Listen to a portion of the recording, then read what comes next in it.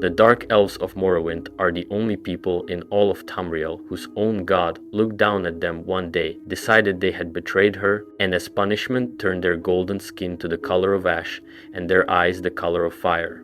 And here is the part that makes them genuinely one of the strangest cultures ever put into a video game. They did not get angry about it.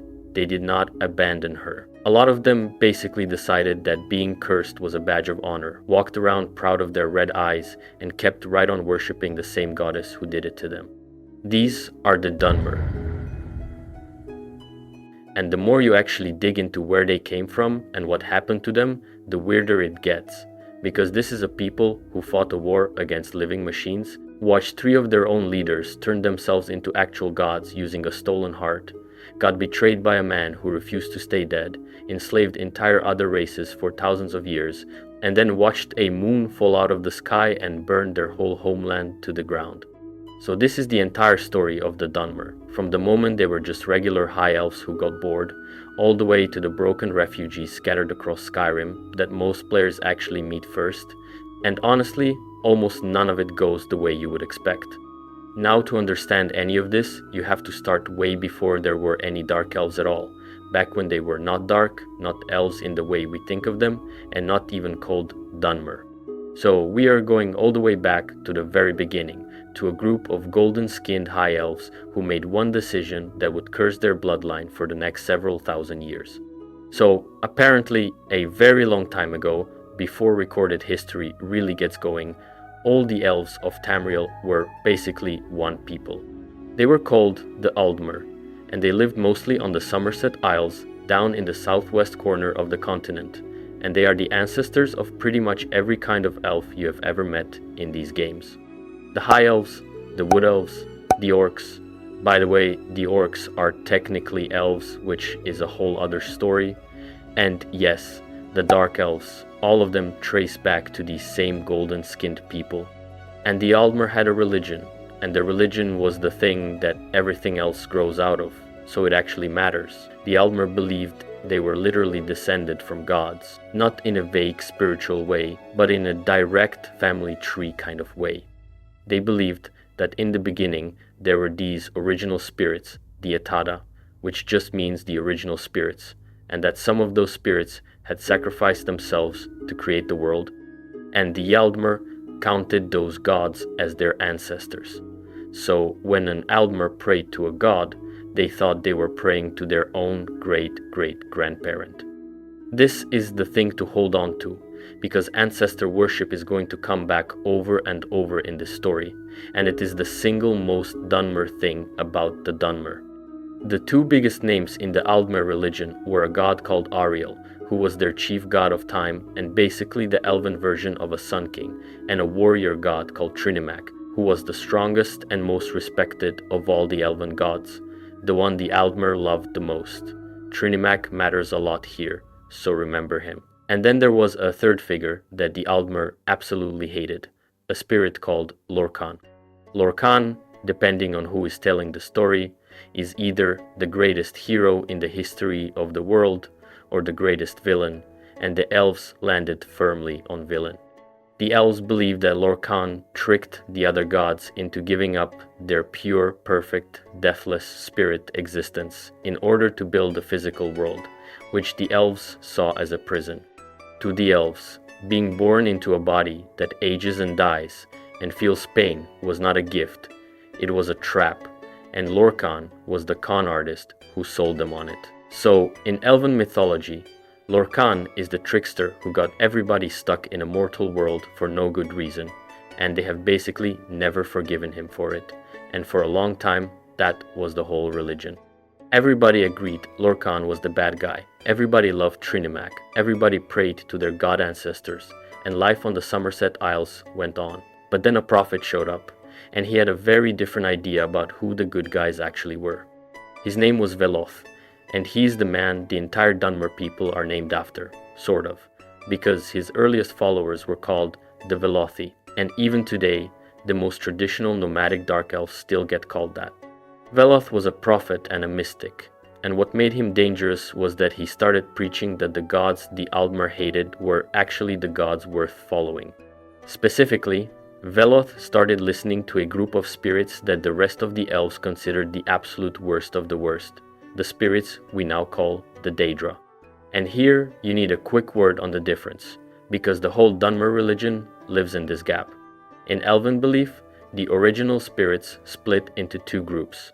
There were the Et Ada, who gave up part of themselves to make the world, and because they sacrificed and bled into creation, the elves called those the Aedra, which roughly means our ancestors. The Aedra are tied to the world. They are weaker now because they spend themselves making it, and they are the ones the elves traditionally worshipped. Then there were the spirits who refused. The ones who said, no, I am not pouring myself into Lorkhan's prison. I am keeping all my power and staying free. Those became the Daedra, which roughly means not our ancestors, and they kept their full strength and their own little pocket realms outside the world. To most of Tamriel, the Daedra are the dangerous, scheming, often cruel powers you make deals with at your own risk. To Veloth, the Daedra were the only ones who had not lied. So Veloth gathered followers, and 3 Daedra in particular started speaking to them and teaching them. Those 3 were Boethia, Mephala, and Azura, and the Dunmer would come to call them the 3 good Daedra, the Reclamations, the ones they treat as their honored ancestors, and you are going to hear those 3 names for the rest of this video, so let me actually introduce them properly. Boethia is the prince of plots and deceit and secret murder, the patron of all the things you do for a good cause when you cannot do them out in the open. The Dunmer credit Boethia with teaching them how to be a separate people, how to organize, how to think for themselves instead of just obeying. Mephala is the prince of sex, secrets, and assassination, the spinner of webs, and the Dunmer credit her with teaching them the arts of stealth, of poison, and of murder for the right reasons, which is going to matter a lot when we get to a guild of legal assassins later. And Azura is the prince of dawn and dusk, of fate and prophecy, the most maternal and the most beloved of the 3, and she's the one whose name you should hold on to the hardest, because she's the one who is eventually going to curse this entire people, and she is also somehow the one they love the most.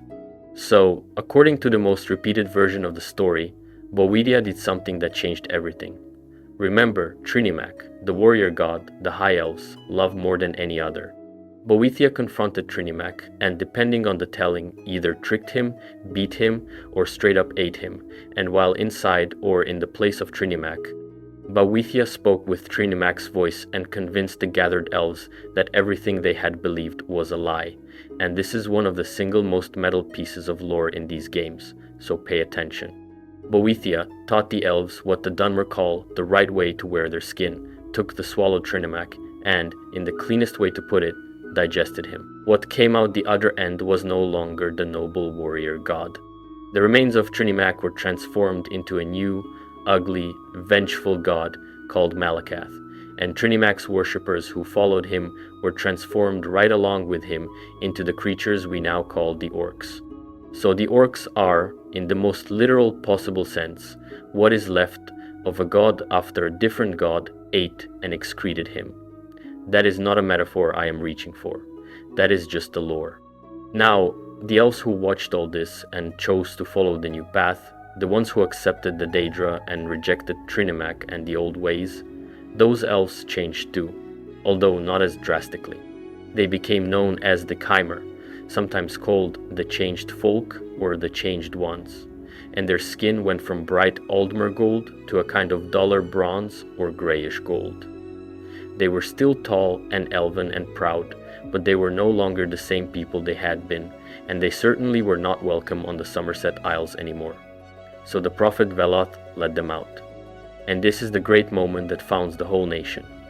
The event the Dunmer call the Exodus. Veloth led the Chimer out of the Somerset Isles, away from the High Elves who hated them, on a long and brutal migration northeast across the entire continent, looking for a promised land that the Daedra had told Veloth about. They crossed mountains and wastelands and lost people along the way, and the Aldmer they left behind told the story as a warning about the dangers of listening to the Daedra, while the Velothi told it as the moment they finally became free. And the place they were heading to was a harsh, volcanic, ashy, monster-filled land in the far northeast of Tamriel, a land that nobody else particularly wanted.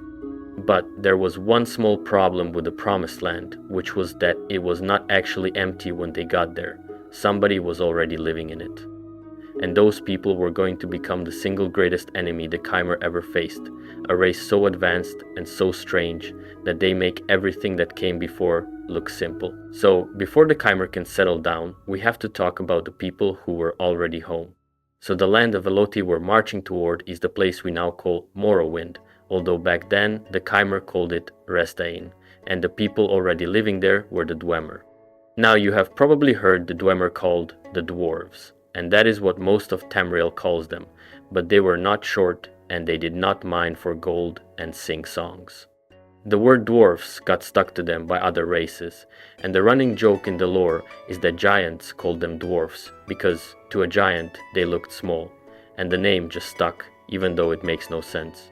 The Dwemer were elves, the same Eldmer stock as everybody else, but they had gone in a completely different direction than the Chimer did, and that direction was technology. The Dwemer were, by an enormous margin, the most advanced civilization that has ever existed in the entire history of Tamriel, and nobody since has come close. While the rest of the world was swinging swords and casting spells, the Dwemer were building automatons, mechanical men, and spiders and steam-powered guardians that walked around their cities on their own. They built giant brass machines, underground cities lit by glowing tubes, and engineering that nobody to this day has been able to replicate or even fully understand. They did not really worship gods at all, which set them completely apart from everyone else in this story, and especially apart from the Chimer, who based their entire identity on worshipping their ancestors. The Dwemer thought worship was for fools. They trusted reason, machinery, and their own minds, and they called the gods nothing more than a story that weak people told themselves. So you can already see the problem. You have one people, the Chimer, who believe that their dead ancestors are literal gods and that the original spirits of creation must be honored above all else. And right next door you have another people, the Dwemer, who think all of that is childish nonsense and who would rather build a machine than pray to anyone. These two were always going to clash, and at first they really did, with the early days of Resdain being full of fighting between the Veloti settlers and the Dwemer who already lived there. But then something genuinely surprising happened, which was that they made peace, and not just peace, an actual alliance. And the reason they made peace had a lot to do with two specific people who became, against all odds, close friends. On the Chimer side, there was a war leader named Indoril Nerevar, and on the Dwemer side, there was their king, a dwarf lord named Dumak. Now hold on to the name Nerevar especially hard, because that one name is going to be the center of gravity for this entire rest of the story. The hero, the martyr, the betrayed, the prophesied, the whole thing hangs on him. So Nerevar and Dumak became friends, and the two peoples that had been at each other's throats started cooperating. And out of that cooperation came something called the First Council, which was basically a unified government of Chimer and Dwemer ruling Resdain together. And the reason they finally decided to stop fighting each other was that they had a much bigger common enemy, because right around this time, the Nords came pouring down out of Skyrim trying to conquer the whole region. The Nords had built a massive empire under their own kings, and they wanted Resdain too, and so the Chimer and the Dwemer fought side by side and threw the Nords back out, and that shared victory cemented the alliance. For a while, and we are talking a genuinely long stretch of time here, the Chimer and the Dwemer lived in something close to harmony, with Nerevar as the war leader and ruler of the Chimer and Dumak as king of the Dwemer, the two of them governing together, and it actually worked. Now, while all of this political alliance stuff was happening up top, there were three other Chimer who were becoming the most important people in Nerevar's life, and these three are going to end up running the entire religion of the Dunmer for thousands of years. So let me introduce them now, while they are still just regular mortals. The first was Vivek, a poet, a warrior, and a strange, brilliant figure who would later write a whole stack of riddling holy books that scholars still argue about. The second was Almalexia, who who in most tellings was Nerevar's wife or consort, a leader in her own right and the queen figure of the Chimer. And the third was Sotha Sil, a quiet wizard and tinkerer who was probably the smartest person among the Chimer, fascinated by exactly the kind of mechanical knowledge the Dwemer specialized in. These three, Vivek, Almalexia, and Sotha Sil, were Nerevar's closest advisors and generals, and they trusted each other completely. Keep that word trust in mind, because every single thing that goes wrong from here on out comes down to it. So everything was, for once, going well. The Chimer had their promised land. They had built a thriving culture around their Daedra and their ancestors. They had made peace with the strange machine people. They had a beloved war leader in Nerevar, a goddess in Azura who watched over them, and 3 brilliant lieutenants. And then the Dwemer found something buried under the mountain, and it ended their entire civilization, killed Nerevar, cursed the whole Chimer race, and created the Dark Elves. So we need to talk about what was under the mountain. The mountain in the middle of the big island of Vardenfell is called Red Mountain, and it is a volcano, and deep underneath it, the Dwemer dug into something they were absolutely not supposed to dig into, and what they found was a heart. Not a normal heart, but the actual, literal, beating heart of Lorkhan, the heart of the trickster god from the very beginning of this story, the one the elves blamed for trapping them all in the mortal world. According to the myths, after the world was created, the other gods punished Lorkhan by tearing out his divine heart and flinging it across the sky, and it came down and buried itself on the Red Mountain, and it had been sitting there pulsing with raw creation energy ever since. Now, most people, finding the still beating heart of a god under a mountain, would maybe leave it alone. The Dwemer were not most people. The Dwemer had a master craftsman, a tonal architect, basically their greatest engineer and thinker, named Kagrenak. And Kagrenak looked at the heart of Lorkhan and saw the ultimate power source. He realized that the heart was a source of nearly limitless divine energy, and he decided he was going to use it to do the most ambitious thing any mortal had ever attempted. Kagrenak wanted to make the entire Dwemer race into gods, or into something even better than gods, a single new immortal divine being that would never die, never age, and never be at the mercy of any spirit or any prison of the flesh ever again. To the Dwemer, who hated the idea of being trapped in mortality just as much as Lorkhan supposedly trapped them, this was the dream. They would simply engineer their way out of death itself, so Kagrenak built 3 tools to do it. He made a great hammer called Sunder, a blade called Keening, and a gauntlet called Wraithguard, and these 3 together were designed to tap the heart of Lorkhan safely and channel its power. The plan was to strike the heart in a precise way and use that divine energy to transform the whole Dwemer people in one stroke. And the Dwemer started experimenting on the heart, down there under the mountain, in total secret, because they knew exactly how the Chimer would react if they found out. Because, to the Chimer, that heart was not a battery, it was a holy object, the heart of a god, and tapping into it to make yourself divine was the single most blasphemous thing imaginable. And, worse, Azura, their beloved goddess, warned them that what the Dwemer were doing threatened everything. So when Nerevar found out what his old friend Dumak's people were really doing on the Red Mountain, he had to confront him. Nerevar went to Dumak, his friend of many years, and asked him directly whether the Dwemer were using the heart and whether they would stop, and the answer, one way or another, was no. And so the alliance shattered, and the whole thing exploded into the War of the First Council, the Chimer on one side and the Dwemer on the other, with the prize being control of the heart of a god. Now there is one extra detail here that the Dunmer would much rather you forgot, which is that not every Chimer was on Nerevar's side.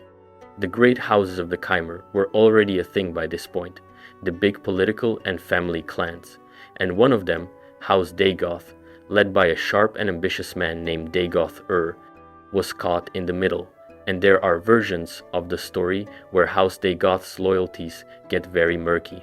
Dagoth-Ur is a name you absolutely need to file away right now, because he is the closest thing this whole saga has to a final boss, and he has not even properly entered the story yet. The war built and built until it all came down to one enormous, decisive, world-changing battle, fought right there on the slopes of Red Mountain, and it is simply called the Battle of Red Mountain. And it is the single most important event in all of Dunmer history. Everything before it leads up to it. Everything after it is dealing with the consequences. And the maddening thing about the Battle of Red Mountain, which is very on brand for these games, is that there is no single agreed version of what actually happened. There are multiple accounts written by different people with different agendas, and they contradict each other on the most important points, and the player is basically left to decide who was lying. But here is the shape that all the versions roughly agree on. The two armies met at Red Mountain, and the fighting was catastrophic, and somewhere in the chaos, Nerevar and Dunmer, the two old friends, faced each other, and Dunmer was killed, mortally wounded in the battle, and the Dwemer were losing. And then the genuinely bizarre, unexplained central mystery of the whole setting happened. Every single Dwemer, all of them, every man, woman, and child of an entire advanced civilization vanished from the face of the world at the exact same instant, not killed and not buried, but simply gone. And their cities were left standing while their machines were left running, their dinner was left on the table, and the people were simply gone, and they have never come back. And in thousands of years since, nobody, not the wisest mages, not the gods themselves, has ever been able to say for certain what happened to them or where they went. The leading theory, and the one most people in the lore believe, is that it had to do with Kagrenac and the tools. The idea is that in the middle of the battle, with the Dwemer losing, Kagrenac made a desperate gamble and struck the heart of Lorkhan with his tools, trying to complete his plan to make the Dwemer divine.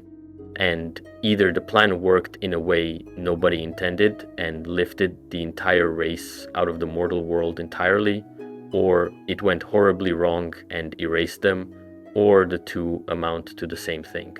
There is also a wild theory that they fused themselves into a giant brass god robot, which actually has real support in the lore, but we will leave that one for another video.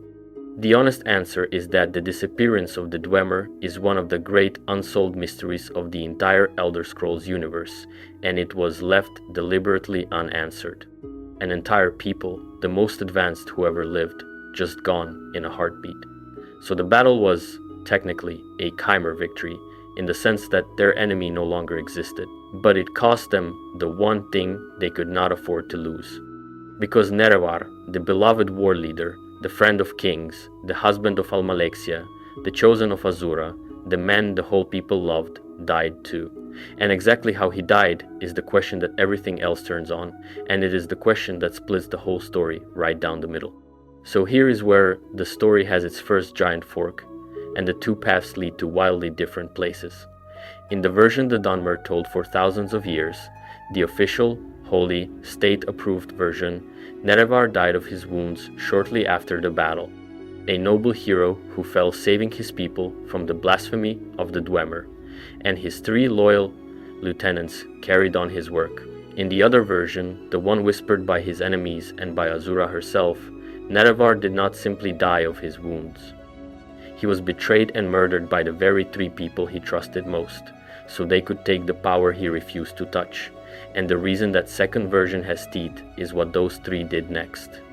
Because after Nerevar was gone, Vivec, Almalexia, and Sota Sil went down to the heart of Lorkhan, the same heart the Dwemer had died trying to use, the same heart that Nerevar had supposedly fought and died to protect from exactly this. And they had Kagrenac's tools, Sunder and Keening and Wraithguard, recovered from the battle, and they used them, with the 3 of them tapping the heart of a god and making themselves into gods, not metaphor gods and not very powerful mortals, but actual, living, breathing, walking deities with real divine power, and they called themselves the Tribunal, or in their own language, Alm Sivi, which is just their 3 names mashed together, Almalexia, Sota Sil, Vivec, Alm Sivi. Almalexia became the goddess of love and the mother figure. Sota Sil became the mysterious god of the unknown, the tinker god who built a clockwork city and mostly hid from the world. And Vivec became the warrior poet god, the most visible and the most worshipped, who would later sit in a floating palace and write riddling scriptures. And from that moment, for thousands of years, the tribunal were the gods of Morrowind, not symbolic and not ancestral, but living gods you could, in theory, go and physically visit. They performed miracles, they protected the people from disease and disaster, they fought off invasions, and a whole religion grew up around them called the Tribunal Temple, which slowly pushed the old Daedra worship to the side. The three good, Daedra, Azura, and Boetia and Mephala, got reduced from the center of the religion to a kind of supporting caste, and the tribunal put themselves at the top. Which brings us to Azura, and to the single most important moment in this entire story, the one I promised you at the very start. Azura reacted with fury, because from her point of view, this was the deepest possible betrayal, since the Chimer were her chosen people and Nerevar was her champion, and these three had murdered him, or at the very least had broken a sacred oath to her never to use the heart, and then they had used it anyway to steal godhood for themselves. So Azura, the dawn and dusk goddess, the most beloved of the three good Daedra, the mother of the Chimer, cursed them. And she did not just curse the three who did it, she cursed the entire race. In a single moment, every Chimer in the world, all of them, had their golden skin turned to the color of ash, dark gray and dusky, and their eyes turned a glowing red like burning coals. The changed folk were changed one more time, and this time there was no going back. The Chimer were no more. From that day, they were the Dunmer, which in their own tongue means the Dark Elves, or, in the less flattering translation, the Cursed Ones. And now we are back to the thing I opened with, the thing that tells you everything about these people. You would think a curse like that would shatter a culture. You would think they would beg Azura to lift it, or turn on the tribunal who caused it, or simply give up, but they did none of that, because most of the Dunmer kept worshipping the tribunal as their living gods, treating the ash skin and red eyes as just how they look now, no big deal. And the ones who stayed loyal to the old Daedra, especially the nomadic Ashlanders out in the wastes, treated the red eyes and grey skin as a mark of being properly, truly Dunmer, a sign of who they really were. Either way, an entire people took the worst divine punishment imaginable and basically shrugged and got on with it, and a fair number of them decided it looked good on them. That is the Dunmer in one image, and it is why they are unlike anybody else in these games. So that is the origin done. Aldmer became Chimer. Chimer fought the Dwemer. The Dwemer vanished. Nerevar died. The tribunal stole godhood. Azura cursed them all, and the Dark Elves were born. But I left out one person, the most dangerous one, and he is the reason the story does not end here, because not everybody accepted the tribunal as gods. One man looked at what Vivek and Almalexia and Sota Sil had done and decided that they were thieves and murderers, that Nerevar had been his friend and lord, and that one day he was going to make all of them pay. His name was Dagoth-Ur, and he was not dead, even though he very much should have been. So we need to talk about the man who would not stay buried, and the disease that turned his followers into something out of a nightmare. So back at the Battle of Red Mountain, there was a Dunmer named Dagoth-Ur, the head of House Dagoth, and he had been Nerevar's friend and one of his trusted captains. The most common version of the story is that Nerevar left Dagoth-Ur to guard Kagrenak's tools after the battle, and when Nerevar came back with the tribunal to take the tools, Dagoth-Ur refused to hand them over, either because he was protecting them or because he had his own designs on them, and in the fight that followed, Dagoth-Ur was struck down and left for dead, but he did not die. Instead, wounded and abandoned near the heart of Lorkhan, Dagoth-Ur slowly came into contact with the heart's power himself, the same divine energy the tribunal had used, and over many centuries, alone in the dark under the mountain, he was transformed by it into something that was no longer really a Dunmer at all. He became a kind of god in his own right, twisted and strange, fused with the power of the heart, and he started calling himself by a new title and gathering over a very long time, a following. That following was the Sixth House, the reborn House Dagoth, and the way Dagoth-Ur spread it is one of the strangest things in all of these games, because what he spread was a disease called Corprus, also known as the Divine Disease, And it is what happens when the heart of Lorkhan's power gets into a living body without any of the careful control Kagrenac tried to build into his tools. Corpus does not kill you, and that is the worst thing about it, because it makes you effectively immortal while it also slowly destroys your mind and warps your body into a swollen, lumpy, deformed mess, growing tumors and extra limbs until the victim is a shambling monster that barely remembers being a person and yet cannot die. Dagoth-Ur used Corpus to build an army of these creatures, the Corpus monsters, and to spread his influence by infecting people from a distance, reaching into their dreams. Because that is the other thing Dagoth-Ur could do. He could speak to people in their sleep. All across Morrowind, ordinary Dunmer started having dreams of a whispering voice promising them a homeland, a paradise, a return to glory, telling them the tribunal were false gods and that the true God was waiting under the mountain and that they should come home to the sixth house. Some of them woke up and could not shake it. Some of them got the disease. Some of them started building little shrines in caves and going slowly mad.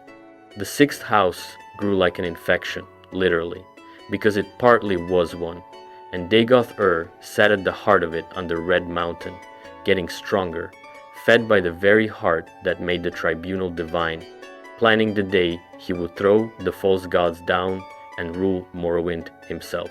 And here is the slow-motion disaster that defines the next few thousand years. The tribunal kept their own power by regularly returning to the heart of Lorkhan and recharging from it, using Kagrenac's tools the same way you would top up a battery. But Dagoth-Ur was sitting right on top of the heart, and as he grew stronger, he managed to take the tools and seal off the heart behind his defenses, so that the tribunal could no longer reach it. And that meant the clock started ticking on the living gods. Cut off from their power source, the tribunal, slowly, over centuries, began to weaken. For a very long time it did not show, because they were still gods and they were still mighty, but the trend only went one way. The three who stole godhood were running out of the very thing they stole it with, while the man they betrayed was getting stronger on it every single day, right under their feet, building an army of immortal monsters and whispering into the dreams of their worshippers. It is one of the great slow burn standoffs in any game, and it had been going on for thousands of years before any player ever showed up, so that is the supernatural Cold War that sits underneath everything. But while gods and monsters were facing off under the mountain, regular Dunmer lives up on the surface, building one of the most distinct and frankly one of the most uncomfortable cultures in all of these games. So let us come up out of the volcano for a while and actually talk about how the Dark Elves lived, because the day-to-day reality of Morrowind is its own kind of strange, and it is full of things people do not expect. So Dunmer society is built around something called the Great Houses, and the cleanest way to think about a great house is that it is part noble family, part political party, part religion, and part organized crime, all at once. Way back at the start, when Bawithia and Mephala were teaching the early Velothi how to organize, one of the things they supposedly taught them was how to build houses, and the great houses have been the backbone of how the Dunmer run themselves ever since. If you are a settled Dunmer, you are almost certainly born into a house, or you swear yourself to one, and that house is your family, your career, your law, and your faction in a constant low-grade civil war with all the other houses. There have been a number of great houses over the ages, and several of them died out, but by the time most of this story happens, there are 5 that matter. And each one has a personality so distinct that you can basically sort any Dunmer you meet by which house they belong to. So let me run through them, because honestly the personalities of these houses tell you more about the Dunmer than almost anything else. First, there is House Redoran, and the Redoran are the warriors. They prize honor, duty, courage, and martial skill above everything. They live in cities built to look like enormous crab shells and beetle shells out in the harsh ashlands, and they are the most respected and the most by the book of all the houses. House Redoran is a culture's idea of the noble, honorable, slightly grim soldier who would rather die than break his word, and you should remember them, because they are going to end up running the entire province by the end of this story. Then there is House Hlalu, and the Hlalu are the merchants and the politicians and the schemers. Hlalu cares about money, influence, deals, and getting ahead, and they are by far the most willing of all the houses to cozy up to outsiders, especially the Empire, which is going to become extremely relevant. The Hlalu are flexible, pragmatic, a little slippery, and very good at coming out on top of any situation by making the right friends, which is exactly why the rest of the Dunmer both rely on them and despise them. If a Dunmer is doing business with an outlander and smiling about it, that is a Hlalu. Then there is House Tilvani, and the Tilvani are, with no exaggeration, some of the most entertaining maniacs in any video game. The Tilvani are wizards, and not the friendly academic kind. Tilvani wizard lords are massively powerful, wildly selfish, completely uninterested in laws or politics or anybody else's opinion, and many of them are hundreds or even thousands of years old because they have used magic to extend their lives far past any natural limit.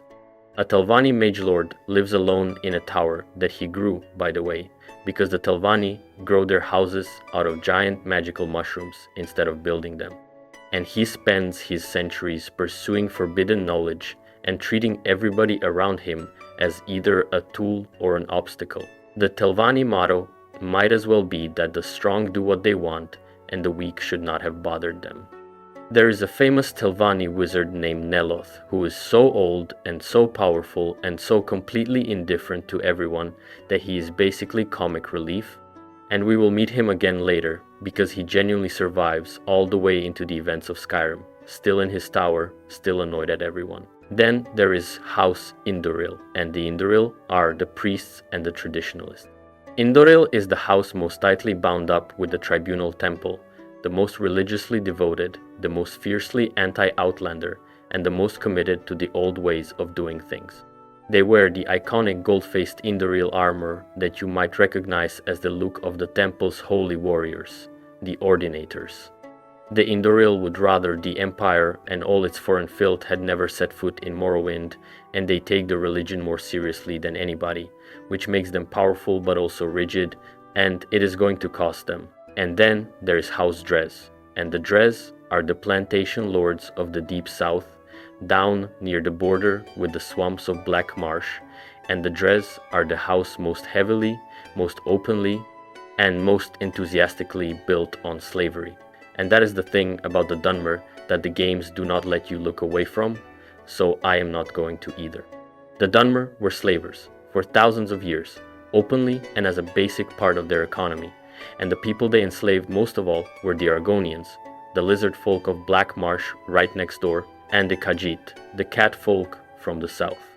House Drez in particular ran enormous slave plantations and conducted slave raids deep into Black Marsh to drag Argonians back in chains, and this was not some shameful secret, it was legal, normal, and defended as part of the culture. I am flagging this now because it is not a footnote. It is going to come back at the end of this story in the most direct possible way, when the descendants of all those enslaved Argonians get their chance for revenge, and they take it. So those are the 5 houses you meet: Redoran the warriors, Hlalu the merchants, Tilvani the wizards, Indoril the priests, and Drez the slavers, and the dead houses you mostly just hear about, like House Dagoth, which we already met, and House Mora, which went extinct long ago. But not every Dunmer belongs to a great house at all, and the ones who do not are arguably the most important group of all, because they are the ones who kept the old religion alive and the ones who end up holding the key to the whole prophecy. They are called the Ashlanders, and the settled, house-dwelling Dunmer mostly look down on them as backward savages, which is a little rich coming from a culture this strange. The Ashlanders are the nomadic Dunmer, the ones who never settled down into cities and houses, who still wander the volcanic wastes living in yurts and herding animals the way their Velothi ancestors did back in the days of the Great Exodus. And here is the part the settled Dunmer hate to admit. The Ashlanders are, in a real sense, the most authentic Dunmer of all, because they never stopped doing the things the prophet Veloth told them to do. They never accepted the tribunal as gods. They kept right on worshipping Azura and Boethia and Mephala, the three good Daedra, the original ancestors, treating the tribunal as nothing more than usurpers who murdered Nerevar and stole power they had no right to. The Ashlanders organize into clans, each led by a chieftain and guided by a wise woman, who is a kind of seer and keeper of prophecy, and it is the Ashlander wise woman who carried, for thousands of years, the single most important prediction in all of Dunmer history. So, while the settled houses sneered at them as primitive, the Ashlanders were sitting on the prophecy that would eventually bring down the entire tribunal temple. We will get to that prophecy soon, because it is the engine of the whole thing. But first, let me actually describe what Morrowind is like as a place to live, because the strangeness of the land is a big part of why the Dunmer are the way they are. Because Morrowind is harsh, since half of it is ash and volcanic rock and choking dust storms blowing off Red Mountain, and the air in places is genuinely poisonous. It is not a gentle green country, it is a place that is constantly trying to kill you, and the Dunmer adapted to it by becoming tough, suspicious, and proud, with a reputation across the rest of Tamriel for being cold, arrogant, and not exactly warm to strangers. They have a word for outsiders, Enwa, and it is an insult, and they use it a lot, because the Dunmer historically did not want the rest of the world anywhere near them or their business.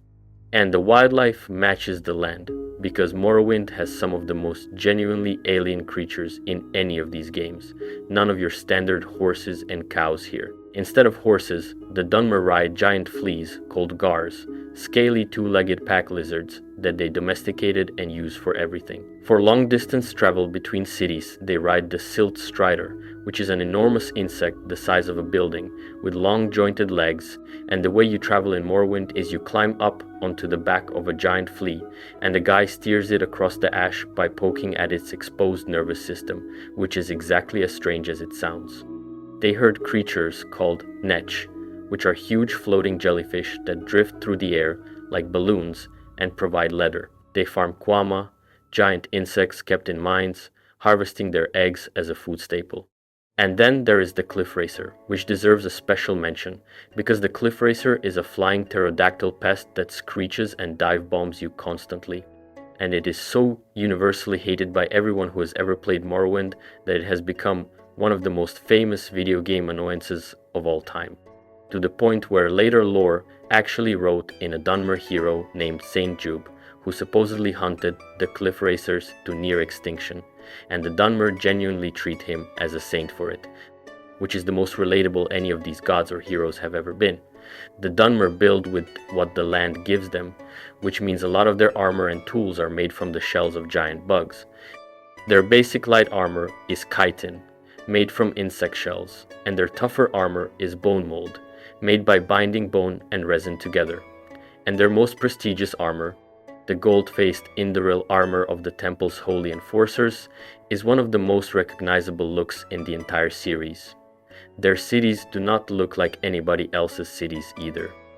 Redoran towns look like giant overturned crab and beetle shells. Telvanni towers are living mushrooms grown to enormous size, and the tribunal temple's holy sites are vast and strange and ancient. It is a place that the first time you see it does not look like a fantasy world at all. It looks like an alien planet that somebody decided to set a fantasy game on, and that is exactly why so many people who played the third game never forgot it. Now, their religion deserves its own moment, because the Dunmer faith is layered in a way that most fictional religions are not. On the surface, for most of recorded history, you have the Tribunal Temple, the official state religion, worshipping Almsivi, the three living gods Almalexia, Sotasil, and Vivek, with the three good Daedra demoted to a kind of ancestral supporting role and the bad Daedra warned against. The temple has priests and ordinators and holy texts, the most famous being the 36 Lessons of Vivek, a stack of riddling, contradictory, deliberately confusing holy books that Vivek wrote himself and that fans have been arguing about for decades because they seem to hide actual secrets about the nature of reality inside the riddles.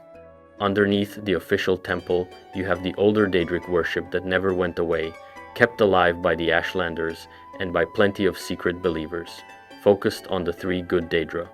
And underneath even that, threaded through everything, you have ancestor worship, which is the oldest and deepest layer of all. Because the single most consistent thing about the Dunmer, from the Aldmer all the way to the present day, is that they revere their dead. Dunmer families keep ancestral tombs. They pray to the spirits of their ancestors. They keep guardian ghosts and skeletons of their forebears. And in some practices, they even keep the actual ashes and bones of their relatives around the house as protective spirits. To a Dunmer, your ancestors are not gone. They are family who happen to be dead, and they watch over you and you owe them respect. This is why the curse that turned them into dark elves did not break them, by the way. A people who already lives hand in hand with death and ash and red firelight is not going to be shattered by getting ash-colored skin and fiery eyes. If anything, it just made them look on the outside the way they had always felt on the inside. So, if the three good Daedra are the honored ancestors, the Dunmer also recognize a second group, and they call them the bad Daedra, or, more colorfully, the four corners of the House of Troubles. And the Dunmer attitude toward these four is genuinely interesting, because they do not exactly hate them, and they do not exactly worship them either. The idea is that the four bad Daedra exist to test the Dunmer, to challenge their faith and their strength, as powers to be respected and warded rather than trusted. You acknowledge them, you guard against them, and in some cases you even keep shrines to keep them satisfied so they stay out of your business, but you do not love them the way you love Azura. And the four corners of that House of Troubles are Myrun's Dagon, Molakbal, Malakath, and sometimes a fourth slot that shifts between names but is most famously held by Shogorath, the Mad God. Now, a couple of these you have absolutely run into if you have played these games. Myrun's Dagon is the prince of destruction, change, ambition, and the violent overthrow of the established order, and he is the single most famous Daedric villain in the whole series. Because Myrun's Dagon is the big bad of the fourth Elder Scrolls game, the one whose followers throw open the gates to the burning realm of Oblivion and try to drag all of Tamriel into the fire. To the Dunmer, though, Myrun's Dagon has been a known threat for thousands of years, the destroyer who is always trying to tear down what they have built. Then there is Molag Bal, the prince of domination and enslavement and brutality, the god of corner schemes and rape and the absolute worst impulses, who is so vile that even by Daedric standards he stands out, and who is the main villain of the big online game set in this world. And there is Malakath, who you will remember is the digested remains of the elven god Trinimac, the patron now of the spurned and the outcast and especially the orcs, who exists in this strange position of being both a bad Daedra in the Dunmer reckoning and a real god to an entire other race.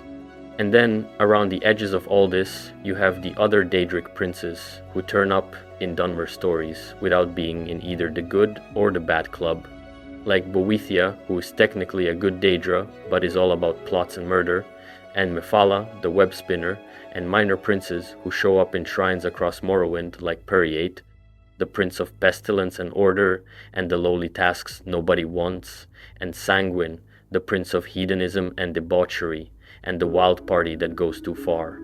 The point is that the Dunmer live their whole lives surrounded by these enormous, dangerous, scheming powers, treating some as family and some as tests, and the line between worship and wary respect is always blurry, which is exactly how the Dunmer like it. Now, Mephala in particular gave the Dunmer one of their most distinctive institutions, and it is one of the strangest legal arrangements in any fictional society, so it is worth its own moment.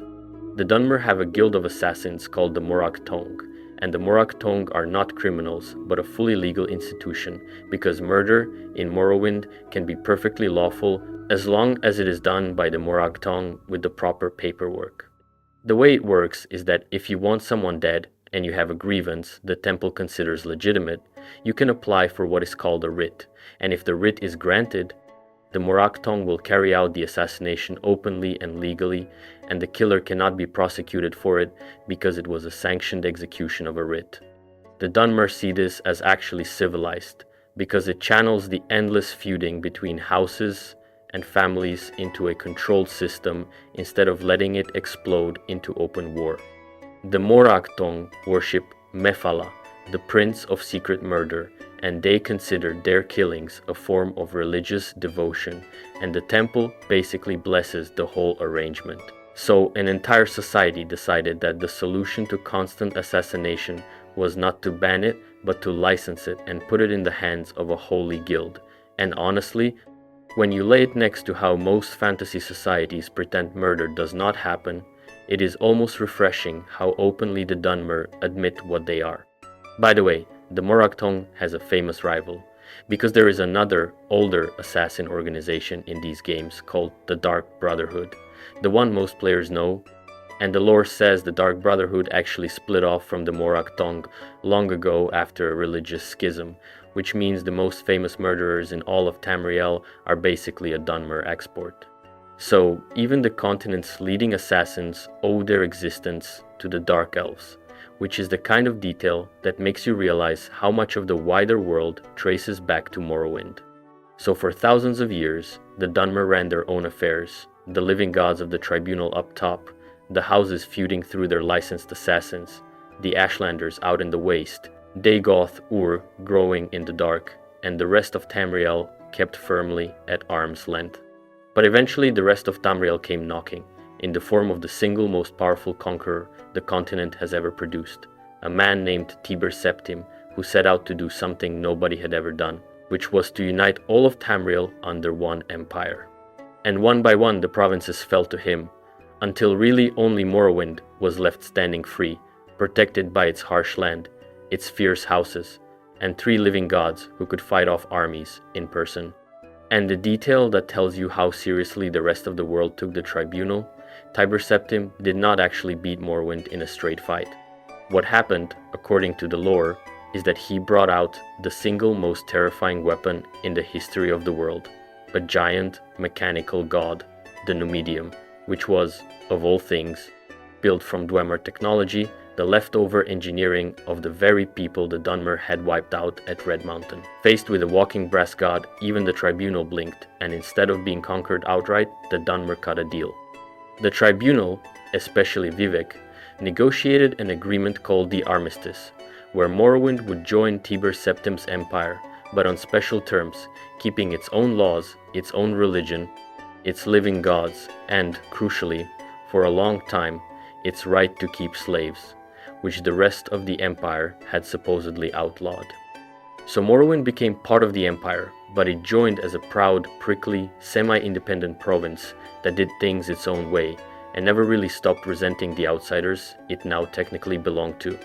And that resentment split the houses, which is exactly the fracture you walk into when you play the third game. House Hlalu, the merchants and schemers, loved the empire because imperial rule meant trade, money, and opportunity. And the Hlalu cozied right up to the new bosses and grew rich and powerful as the empire's favored local partners. House Redoran, and especially House Indoril, hated it. The Indoril so much that they basically refused to deal with the empire at all, clinging to the old ways and the temple and the dream of a Morrowind with no foreigners in it. And the Tribunal Temple, the living gods themselves, were now in the awkward position of being gods of a province that answered, at least on paper, to a human emperor far away. It was a tense, unstable arrangement held together by the Tribunal's power and the Hlalu's deal-making, and it was all sitting on top of the slow weakening of the gods and the slow growing of the monster under the mountain. Now here is a piece of trivia that genuinely surprises people, dropped right here while we are on the subject of the Empire. The Dunmer hatred of outsiders ran so deep that even after centuries inside the Empire, even after sharing a continent and a government, the Dark Elves, who later fled to the north city of Windhelm, got shoved into a slum and treated like garbage. And we will get there, but the seed of all of that mutual contempt is right here. The Dunmer never wanted to be in the Empire. They were dragged in by the threat of a giant robot. They kept as much independence as they could squeeze out of the deal, and they spent the entire time looking down on the very people they now share the flag with. A culture this proud does not assimilate. It tolerates, and it waits, and it remembers. So that is the political board set. You have got a province that joined the empire at gunpoint and resents it, three living gods who are slowly running out of power. A monstrous god, king under the mountain, spreading a disease and whispering into people's dreams. 5 feuding houses split between loving and hating the empire, and a group of nomads out in the ash sitting on a prophecy that nobody in power wants to come true. And into all of that, the prophecy finally starts to move, and it moves around one person, the reincarnation of a man who died thousands of years ago at the Battle of Red Mountain. So we need to talk about the prophecy of the Nerevarine, because this is where the ancient history finally crashes into the present and where, for most players, the actual story of Morrowind begins. So the prophecy goes like this. The Ashlander wise women had carried, for thousands of years, a prediction that Nerevar would come back. Not symbolically, but actually, reborn into a new body, an incarnate, a soul returned to set right what went wrong at Red Mountain. This reborn Nerevar was called the Nerevarine, and the prophecy said the Nerevarine would be of uncertain birth, an outlander or an orphan, fearless, immune to disease, marked by particular signs and able to fulfill a series of riddling tests, and that this person would rise up, unite the warring houses and the scattered Ashlanders, throw down the false god Dagoth-Ur, and free Morrowind. And the Tribunal Temple hated this prophecy with a passion, because think about what it actually says. It says the real, true, rightful leader of the Dunmer is coming back, the man the Tribunal supposedly betrayed and murdered, and his return will set right the wrong that was done, and the wrong that was done was the Tribunal stealing godhood over Nerevar's body. The prophecy is, in effect, a promise that the Tribunal's whole reign was illegitimate and that judgment is coming. So the Temple spent centuries persecuting anyone who claimed to be the Nerevarine, branding them heretics, locking them up and killing them, while the Ashlanders kept the faith and waited. And then, into this powder keg, the Empire sent a prisoner.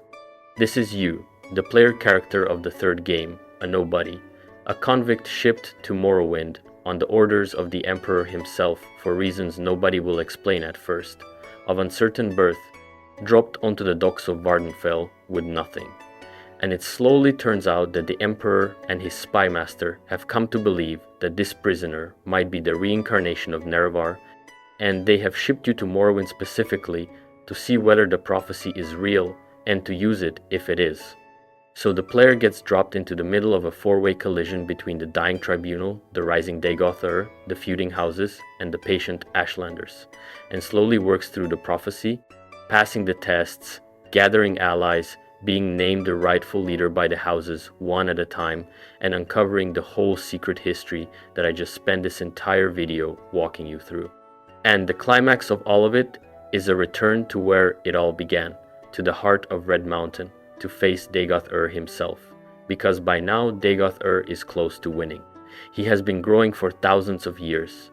His 6th house cult is spreading through the population, his disease is everywhere, and his ultimate plan has become enormous in scope.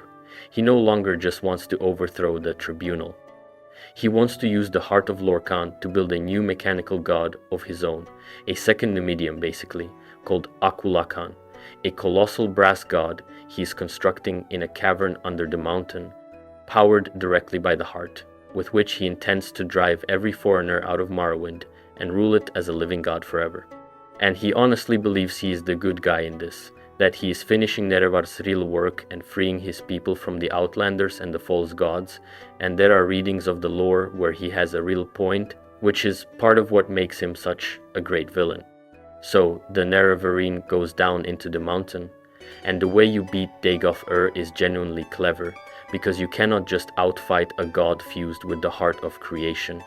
What you do instead is take up Kagernak's tools, the very same hammer and blade that started this whole catastrophe thousands of years ago, and you use them on the heart of Lorkhan directly, severing Dagoth-Ur's connection to it and destroying the divine power source once and for all. And when the heart is destroyed, everything connected to it goes with it. Dagoth-Ur dies, finally, after all those centuries. His giant brass god collapses, never finished. And, in a detail that is easy to miss, destroying the heart cuts off the Tribunal from their power source forever too, the same power source they had already lost access to, which means the 3 living gods are now mortal, running on empty, their divinity draining away. So, in one stroke, the Nerevarine ends the threat that had been building since the dawn of Dunmer history, and, at the same time, ends the age of the living gods. The Dwemer's great mistake, the heart they should never have touched, is finally taken off the board entirely, and the supernatural Cold War that had gripped Morrowind for thousands of years is simply over. And that should be a happy ending. The monster is dead, the prophecy is fulfilled, the reincarnation of the great hero has saved his people. But this is Morrowind, and what actually happens next is that everything the Dunmer have built starts to come down, and it comes down hard, because it turns out that propping your entire civilization on 3 living gods and 1 sealed away monster is a terrible long-term plan once both of those things are gone. So let us talk about how the living gods actually ended, because it is bleak, and it is not the noble death you might hope for. Once the heart was destroyed and their power started running out for good, the tribunal did not go out in a blaze of glory. Sothasil, the quiet tinker god, had long since withdrawn into his clockwork city, a vast mechanical realm he built for himself, and he basically stopped paying attention to the world entirely, lost in his machines.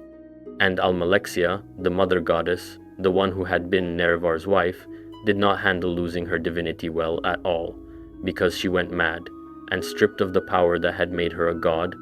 Watching her worship collapse, she came apart, and in her madness she murdered Sothasil in his own clockwork city, killed one of the only 2 beings left who shared her ancient secret, and then tried to set herself up as the one remaining god of Morrowind by manipulating events from the shadows. And it was the Nerevarine, the reincarnation of her own long-dead husband Nerevar, who finally had to put her down.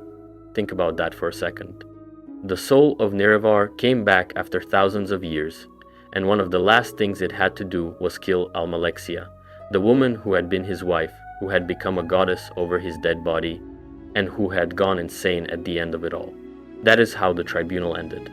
Sothasil murdered by his own, Almalexia mad and slain by the husband she had betrayed, and only one of the 3 left. So out of the 3 living gods who stole divinity at the heart of Lorkhan all those years ago, 2 were dead, and the religion that had ruled Morrowind for thousands of years was hollowed out from the inside.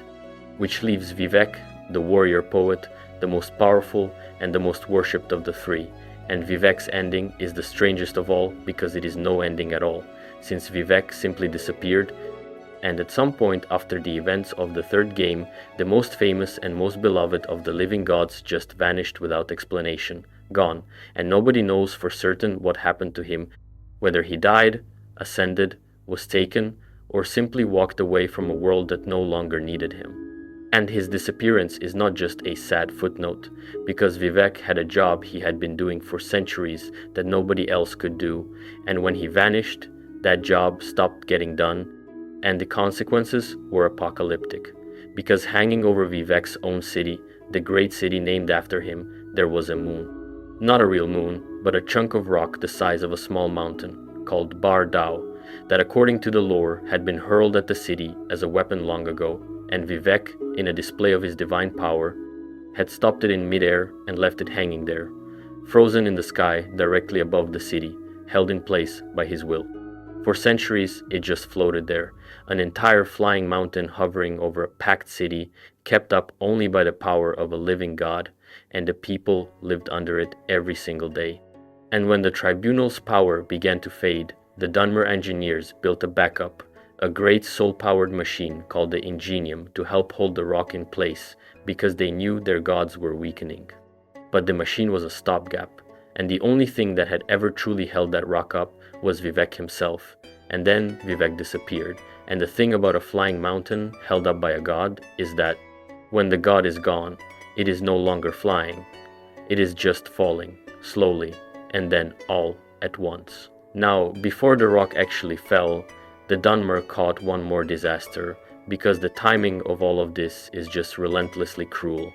Right around the turn of the era, the whole continent got hit by the event called the Oblivion Crisis, when the followers of Myrun's Dagon, the Prince of Destruction, tore open gates to the burning realm of Oblivion all across Tamriel and poured Daedra into the world, and Morrowind got hit hard.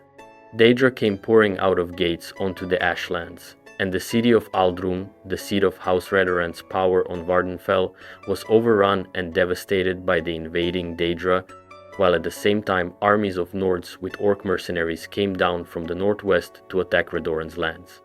So the Dunmer were already reeling, already bleeding, their gods reduced to one absent figure, their cities under attack before the truly catastrophic thing happened. And then, in the 5th year of the 4th era, the rock fell, the day the Dunmer call the Red Year. With Vivec gone and the holding machine destroyed, Bardaul, the flying mountain, finally came down out of the sky and slammed directly into the city of Vivec, wiping the entire city off the map in an instant, hundreds of thousands of people gone in a single impact. But that was only the beginning, because the place that rock came down on was Vardenfell, the great island, and right in the center of Vardenfell sits Red Mountain, the same volcano under which the heart of Lorkhan had sat, under which Dagoth-Ur had grown, where the entire history of this people was decided, and the impact of Bardau triggered Red Mountain to erupt. And this was not a normal eruption. This was the volcano that had loomed over all of Dunmer history finally letting go all at once, and it devastated everything. The cities of Vardenfell, Balmora, Aldrun, Sadrithmora, Gnisis, the places players had spent hundreds of hours in, were buried or shattered. Ash and lava and poison spread across the whole island and far out onto the mainland. The earthquakes and floods reached cities a long way from the mountain. The famous Siltstriders, those giant insects the Dunmer rode, were nearly wiped out because so many of them lived on Vardenfell. And the death toll was simply enormous, with countless Dunmer killed in the eruption itself and countless more left with no home, no city, and no province worth staying in. In a matter of days, the heartland of the Dunmer people, the island that had been the center of their world since the very beginning, became a poisoned, ash-choked ruin. 200 years later, the lore tells us, the sea around it was still too tainted with ash for fish to live in. The Red Year did to the Dunmer, in a few days, what no army in thousands of years had managed to do, which was to break them. And here's the cruelest part, the part where the slavery I flagged way back comes due. Because the Dunmer were now scattered, broken, their cities destroyed, their gods gone, their land poisoned, the absolute weakest they had ever been in their entire history. And right next door, in the swamps of Black Marsh, were the Argonians, the lizard folk that the Dunmer had been enslaving, raiding, and brutalizing for literally thousands of years. House Dress had built its whole economy on dragging Argonians out of those swamps in chains, and the Argonians had not forgotten a single bit of it. So the Argonians, organized under that radical new faction called the Engelil, looked at their old masters lying in the ash and made their move. In the 6th year of the 4th era, just after the Red Year, the Engelil invaded Morrowind, in a war that came to be called the Accession War, although most people just call it the Argonian invasion. And it was, in large part, exactly what it looked like, revenge. Centuries of slavery and raids and abuse answered all at once while the Dunmer were too broken to fight back properly. The Argonians swept up out of the south, laying waste to the lands of House Dres and House Telvanni, sacking the Dunmer capital of Mournhold, pushing deep into the heart of Morrowind, slaughtering or driving out the Dunmer who had not already fled the eruption. The imperial garrisons that might have helped were cut off by Red Mountain's ash. And the people who had spent thousands of years treating the Argonians as property suddenly found those same Argonians at their gates, with the strength of their histories behind them and a very long memory. And the only thing that finally stopped the Argonian advance was House Redoran. The warriors, the honorable grim soldiers, the most by the book of all the houses, the ones I told you to remember way back at the start. With the tribunal gone, with Halalu disgraced for having been too close to an empire that was now collapsing, with Indoril gutted and Dres and Telvanni overrun, it was House Redoran's armies that managed to hold the line and eventually hold the Argonians. And in doing so, House Redoran became the dominant power in what was left of Morrowind. So the warriors inherited the ashes. The merchant house that bet everything on the empire lost, the priest house that bet everything on the temple lost, the slaver house that bet everything on Black Marsh staying down got overrun by exactly the people it had enslaved, and the soldiers who had kept their honor and their swords ended up running the whole broken province. There's a grim kind of logic to it. So now you have a people without a homeland, or at least without the homeland they knew, and the great scattering begins, the Dunmer diaspora. And this is where most players actually first meet the Dark Elves, as refugees in other people's countries.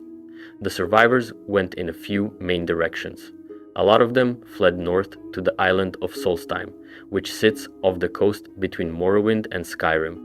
And in the 16th year of the 4th era, the High King of Skyrim formally gave Solstheim to the Dunmer as a refuge, a place for them to resettle. So, the island, which had been a cold Nord hunting ground, got partly handed over to Ash Elves rebuilding their lives, and House Redoran, now the dominant house, took charge of governing the Dunmer settlement there, a town called Raven Rock, which had originally been built around an imperial mining operation. And if you have played the last big expansion for the 5th game, you have walked through that exact town, Raven Rock, on Solstheim, and seen what the Dunmer became after everything fell apart. It is a small, struggling, proud little town of Ash Elves trying to keep their culture alive a long way from the home they lost, governed by a Redoran counselor, mining a mine that is running dry, dealing with raids and ash spawn and the leftover horrors of the Red Year. And in a detail that genuinely delights longtime fans, that ancient Telvanni wizard I mentioned earlier, Neloth, is still alive and still there, living in his grown mushroom tower on Solstheim, hundreds and hundreds of years old, having outlived the Tribunal, the Red Year, the invasion, and basically everyone he ever knew, still doing magic experiments and still treating everyone around him as an inconvenience. The Telvanni really did have the right idea about not dying. The other big direction the refugees went was into Skyrim, the land of the Nords, and this is where the Dunmer story gets pointed and uncomfortable in a way that hits a lot closer to home than dragons and gods. Because the Nords and the Dunmer have hated each other for a very long time, going all the way back to those ancient wars before the First Council, and now here were thousands of desperate Dunmer refugees pouring into Nord cities looking for shelter. And the city most associated with this is Windhelm, an old, cold, deeply traditional Nord city in the east of Skyrim. The Dunmer who settled in Windhelm did not get welcomed. They got shoved into a walled-off slum, a poor, grimy district that everyone in the city openly calls the Grey Quarter, named for the grey skin of the people forced to live there, which tells you everything about the attitude behind it. And the way the game handles this is genuinely sharp, because it does not flinch. In Windhelm, the Dunmer of the Grey Quarter are openly resented by the Nord population, blamed for crime, told to be grateful, talked about like they are dirty and lazy and do not belong. And the ruler of the city, a proud Nord leader named Ulfric Stormcloak, who is fighting a whole war about Skyrim being for the Nords, does essentially nothing to help them and a fair amount to make it worse. You can stand in the street and hear Nords telling Dunmer to go back where they came from, and you can talk to Dunmer, who run a little bar called the New Gnisis Corner Club, named after one of the cities destroyed in the Red Year, trying to keep a piece of home alive while being treated as unwanted outsiders in a country that took them in and then despised them for needing it. It is one of the most pointed bits of social commentary in any of these games, and it lands precisely because the Dunmer are not innocent victims with a clean record. They are the former slavers, now on the receiving end of being treated as less than human, and the game lets both of those truths sit there at the same time without resolving them for you. So the proud, prickly, arrogant Dark Elves, who spent thousands of years keeping outsiders out and looking down on the Enwa, the people who joined the Empire only at the threat of a giant robot and never let anyone forget how special they were, ended in the one condition a people this proud had spent their whole history trying to avoid: scattered and homeless, and dependent on the kindness of the very races they had sneered at, and frequently not getting it. Living in a slum named after the color of their skin in a city that wished they would leave. It is about the most complete reversal of fortune you could write for a people, and the games do not let them off the hook for how they got there. But they also do not pretend that Dunmer deserve to be treated the way Windhelm treats them. That tension is the modern Dunmer in a nutshell. But it comes back to the same thing I keep circling on, because it is the truest thing about these people, and it is that they endured. After the gods fell and the rock came down and the lizards took their revenge and the Nords spat on them, the Dunmer did not stop being Dunmer, because they rebuilt on Solstheim and held the line under House Redoran and kept their bar open in the Grey Quarter, and they went back to their oldest faith, which is maybe the most fitting ending of all. So let us talk about the new temple, because the religion came full circle in a way that vindicates everyone the powerful had spent thousands of years persecuting. So remember the Ashlanders, the nomads out in the waste that the settled houses spent thousands of years sneering at as backward savages. Remember that the whole time the tribunal sat on their thrones as living gods, the Ashlanders had refused to worship them and had kept right on honoring Azura and Boethia and Mephala, the three good Daedra, the original ancestors, insisting the tribunal were usurpers who had murdered Nerevar and stolen power they had no right to. The settled Dunmer called that primitive. The temple called it heresy and persecuted anyone who said it out loud. And then the tribunal fell, every bit as illegitimately as the Ashlanders had always said. 2 of them killed and 1 of them vanished, and it turned out the supposed savages had been right the entire time. So after the Red Year, the Dunmer who were left made a decisive break with everything the tribunal stood for, because they went back to the old gods, abandoning the worship of the tribunal and re-establishing their faith around the 3 good Daedra, the Reclamations, the very pantheon the Ashlanders had never stopped honoring, and this reborn religion is called the New Temple. And the New Temple did something devastating to the memory of the old living gods. It did not erase Almalexia and Sotasil and Vivek. Instead, it demoted them, recasting the 3 former gods not as deities but as saints, holy mortals who had done great deeds and committed great sins, honored but no longer worshipped, ancestors rather than gods. So the 3 who climbed to the top of the world over Nerevar's body ended up filed away as saints in a religion that worships the goddess who cursed them. There is a poetry to that which the Dunmer themselves would appreciate, because they have always understood that the dead get the last word. There is also a strong thread in the lore suggesting that Azura, after everything, after the Red Year and the fall of the false gods, still did not lift the curse, and the Dunmer stayed ash-skinned and red-eyed. Some say it is because the betrayal of Boethia and the old grudges run too deep to ever fully heal, but whatever the reason, the Dark Elves remain dark. And by now, after thousands of years, you have to understand that they would not want it any other way. The ash skin and the burning eyes are not a punishment anymore. They are simply what a Dunmer looks like, the face of a people who were cursed by their own beloved goddess and decided to wear it like it was the most natural thing in the world. The curse became the identity. That is the whole arc of these people compressed into the color of their skin. Now, I want to circle back to one piece I mentioned and skated past, because it is the deepest and weirdest layer of the whole religion, and it is the thing the hardcore lore fans obsess over, and that is the question of what Vivek was actually writing about in all those riddling holy books, and the answer is a concept called Kim. Way back at the very beginning, when the prophet Veloth led his people out, the Daedra supposedly taught the early Velothi about something called the Sijic Endeavor, which is a kind of path to enlightenment, a process of waking up out of the dream of the world, and the goal of that path is to reach a state called Kim. Now, Kim is genuinely hard to explain because it is meant to be, but the simplest version is this. Kim is the moment a being inside the world becomes aware that the world is, in a sense, a dream or a story, and instead of that knowledge destroying them, they hold on to their own identity and gain a kind of control over reality itself. It is the secret of how a mortal becomes a god, not by stealing power from a heart under a mountain, but by truly understanding the nature of existence and asserting yourself within it. And the lore strongly implies that this, the path to Kim taught by the Daedra to Veloth's people at the dawn of everything, is the real secret the tribunal were chasing, and the real subject hidden inside Vivek's confusing scriptures, and arguably the deepest secret in the entire setting.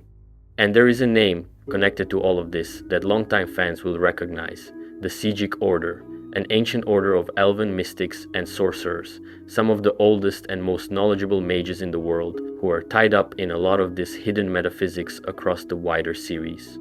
The point of bringing Kim and the Sijic Order up is not to fully untangle them, because honestly, nobody fully can.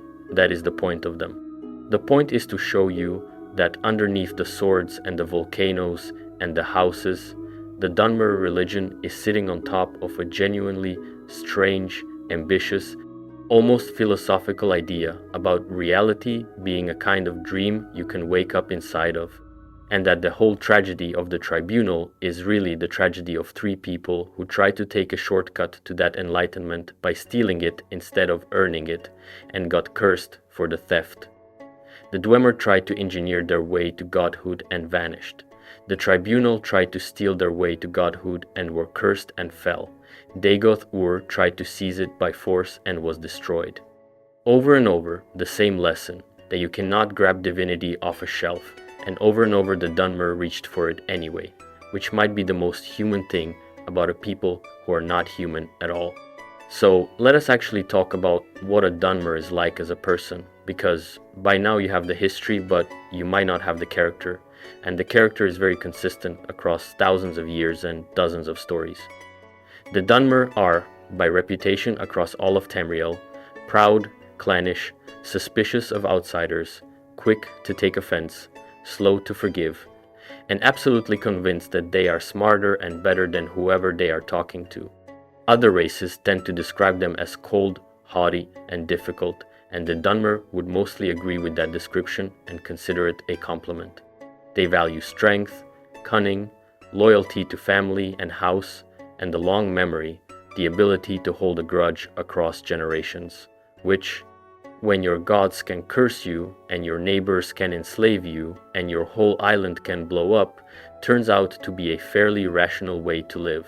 They are not warm and they are not welcoming, but the flip side of all that suspicion is that a Dunmer who actually decides you are worth their loyalty will hold to it with a fierceness that most warmer peoples could never manage. And they are, almost to a fault, a people of magic.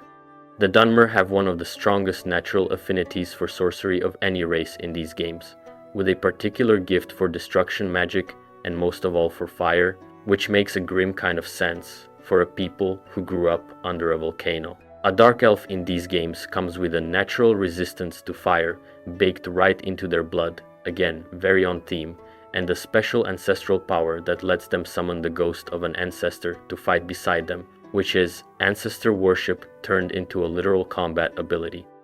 Their wizards, especially the Telvanni, push magic further than almost anyone else dares, into life extension, into forbidden experiments, into the kind of work that gets you exiled in more cautious societies.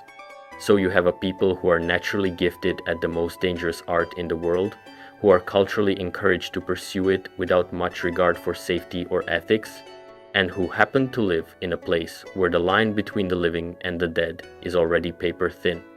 It is not a recipe for a quiet, careful civilization, and the Dunmer have never tried to be one. Even their names tell you something about them, because Dunmer names have a particular sound and structure that, once you learn it, you can spot anywhere in these games. Dunmer given names and house names tend to be sharp and consonant heavy, full of hard sounds. Names like Nerevar, Indoril, Drelas, Brara, Veleth, Sadri, Atin, Ralen, and the house names themselves, Redoran, Hlalu, Telvanni, Indoril, Drez, all of which have that same clipped, slightly harsh music to them. A traditional Dunmer name often carries the house or clan as part of it, so a full name tells you instantly which family and faction a person belongs to, which matters enormously in a society organized entirely around houses. And their language, the old Veloti tongue, and the bits of it that survive, shows up all over the place in the names of their cities and their gods and their insults. That word en-wa for an outsider being the one you hear most, usually spat rather than spoken. The Dunmer relationship with death deserves one more pass too, because it is not just ancestor worship in the abstract, it shapes how they actually live.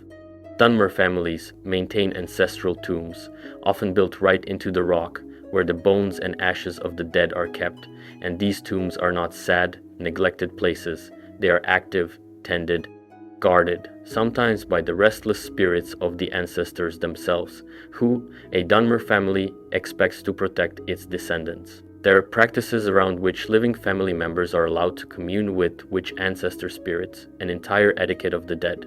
To disturb another family's tomb is one of the gravest insults you can offer a Dunmer, and to defend your own ancestor's resting place is among the highest duties. When you put that next to the curse, the whole picture clicks into place, because the people who keep their grandparents' skulls on the shelf as helpful household spirits are simply never going to be bothered by having ash-colored skin and eyes like embers. Death, for the Dunmer, was always already part of the family. Now I owe you a closer look at the slavery, because I have flagged it 3 or 4 times now, and it is too central to leave as a single grim sentence, and because the way it finally ended is its own tangled story full of scheming royals. For most of recorded history, slavery was simply legal and normal in Morrowind, written right into the special deal the Dunmer cut with the Empire, one of the privileges the tribunal negotiated to keep when Morrowind joined. The Dunmer enslaved Argonians and Khajiit by the thousands, worked them on the great plantations of the south, especially under house dress, and traded them like any other commodity. And most Dunmer did not think of this as a moral question at all. It was just how the world worked, the same way they did not think of their red eyes as a problem. The rest of the Empire had officially banned slavery long before, which made Morrowind a glaring exception. A province that flew the Empire's flag while keeping a practice the Empire claimed to have outlawed, and that contradiction sat there for a very long time, getting more and more awkward. And the man who finally moved against it was one of the most slippery political operators the Dunmer ever produced, a king named Helseth. Helseth came from a famous line, the son of a legendary Dunmer queen named Barenzaya, who has a whole biography written about her in the games. A woman whose life stretched across centuries of royal scheming and intrigue, and who is one of the most written about individual Dunmer in the entire series. Helseth himself was raised partly in the human kingdoms to the west, came back to Morrowind, and through a great deal of maneuvering ended up as King of Morrowind, ruling from the capital at Mournhold, and he was, by every account, a schemer of the First Order, the kind of ruler who keeps a personal cadre of bodyguards and is suspected in every convenient death at court. And it was Helseth who, near the very end of the Third Era, finally abolished slavery in Morrowind outright. Now you might think abolishing slavery would make Helseth a hero, but in classic Dunmer fashion, it mostly made him enemies and set off a fight. The abolition split the houses hard. The houses built on slave labor, house dress above all, were furious, and the move helped push Morrowind toward open conflict between the great houses right at the moment when the tribunal was already crumbling and the Oblivion crisis was about to hit. So, the end of Dunmer slavery did not come as some grand moral awakening. It came as a top-down political decree from a scheming king against the will of much of his own nobility in the middle of a slow collapse, and it left a lot of freed Argonians and a lot of resentful slaver houses, all in the same broken province at the same time. And then the Red Year hit, and then the Englil invaded, and the freed slaves' kin came back with fire, and the whole rotten arrangement collapsed under the weight of everything it had built up over thousands of years. The Dunmer did not get to abolish slavery and feel good about it. They got to abolish it and then immediately reap the whirlwind of having practiced it for so long, which is about as Elder Scrolls unending to a moral failing as you could ask for. So I have been rushing past a very long stretch of time, the thousands of years when the tribunal actually ruled as living gods, and it is worth slowing down on, because that golden age is the high point of the whole civilization, and it explains why losing it hurt so much. For most of that span, having 3 living gods you could in principle go and visit was an extraordinary advantage. The tribunal performed real miracles. They held back disease and disaster, they personally defended Morrowind from invasions that would have flattened anyone else, and Vivek in particular became a genuine culture hero, the warrior poet who stopped a falling mountain with a thought and wrote the holy books and walked among the people. The temple they built was wealthy, powerful, and confident. The cities flourished, and for a very long time the Dunmer had something almost no other people in the world had, which was gods who answered, gods you could point to, gods who showed up. When you have lived under that for thousands of years, the day it ends does not just shake your faith, it pulls the floor out from under your entire understanding of how the world is supposed to work. And during that long middle stretch, the Dunmer had to deal with the wider world over and over, sometimes in ways that completely upend the picture of them as eternal isolationists. The most surprising example comes from the Second Era, the chaotic stretch of history that the big online game is set in, around the 580s of that era, a time when the old empire had collapsed and 3 rival alliances were carving up the continent in a long war. Because in that period, faced with a terrifying outside threat, the Dunmer did something almost nobody expected.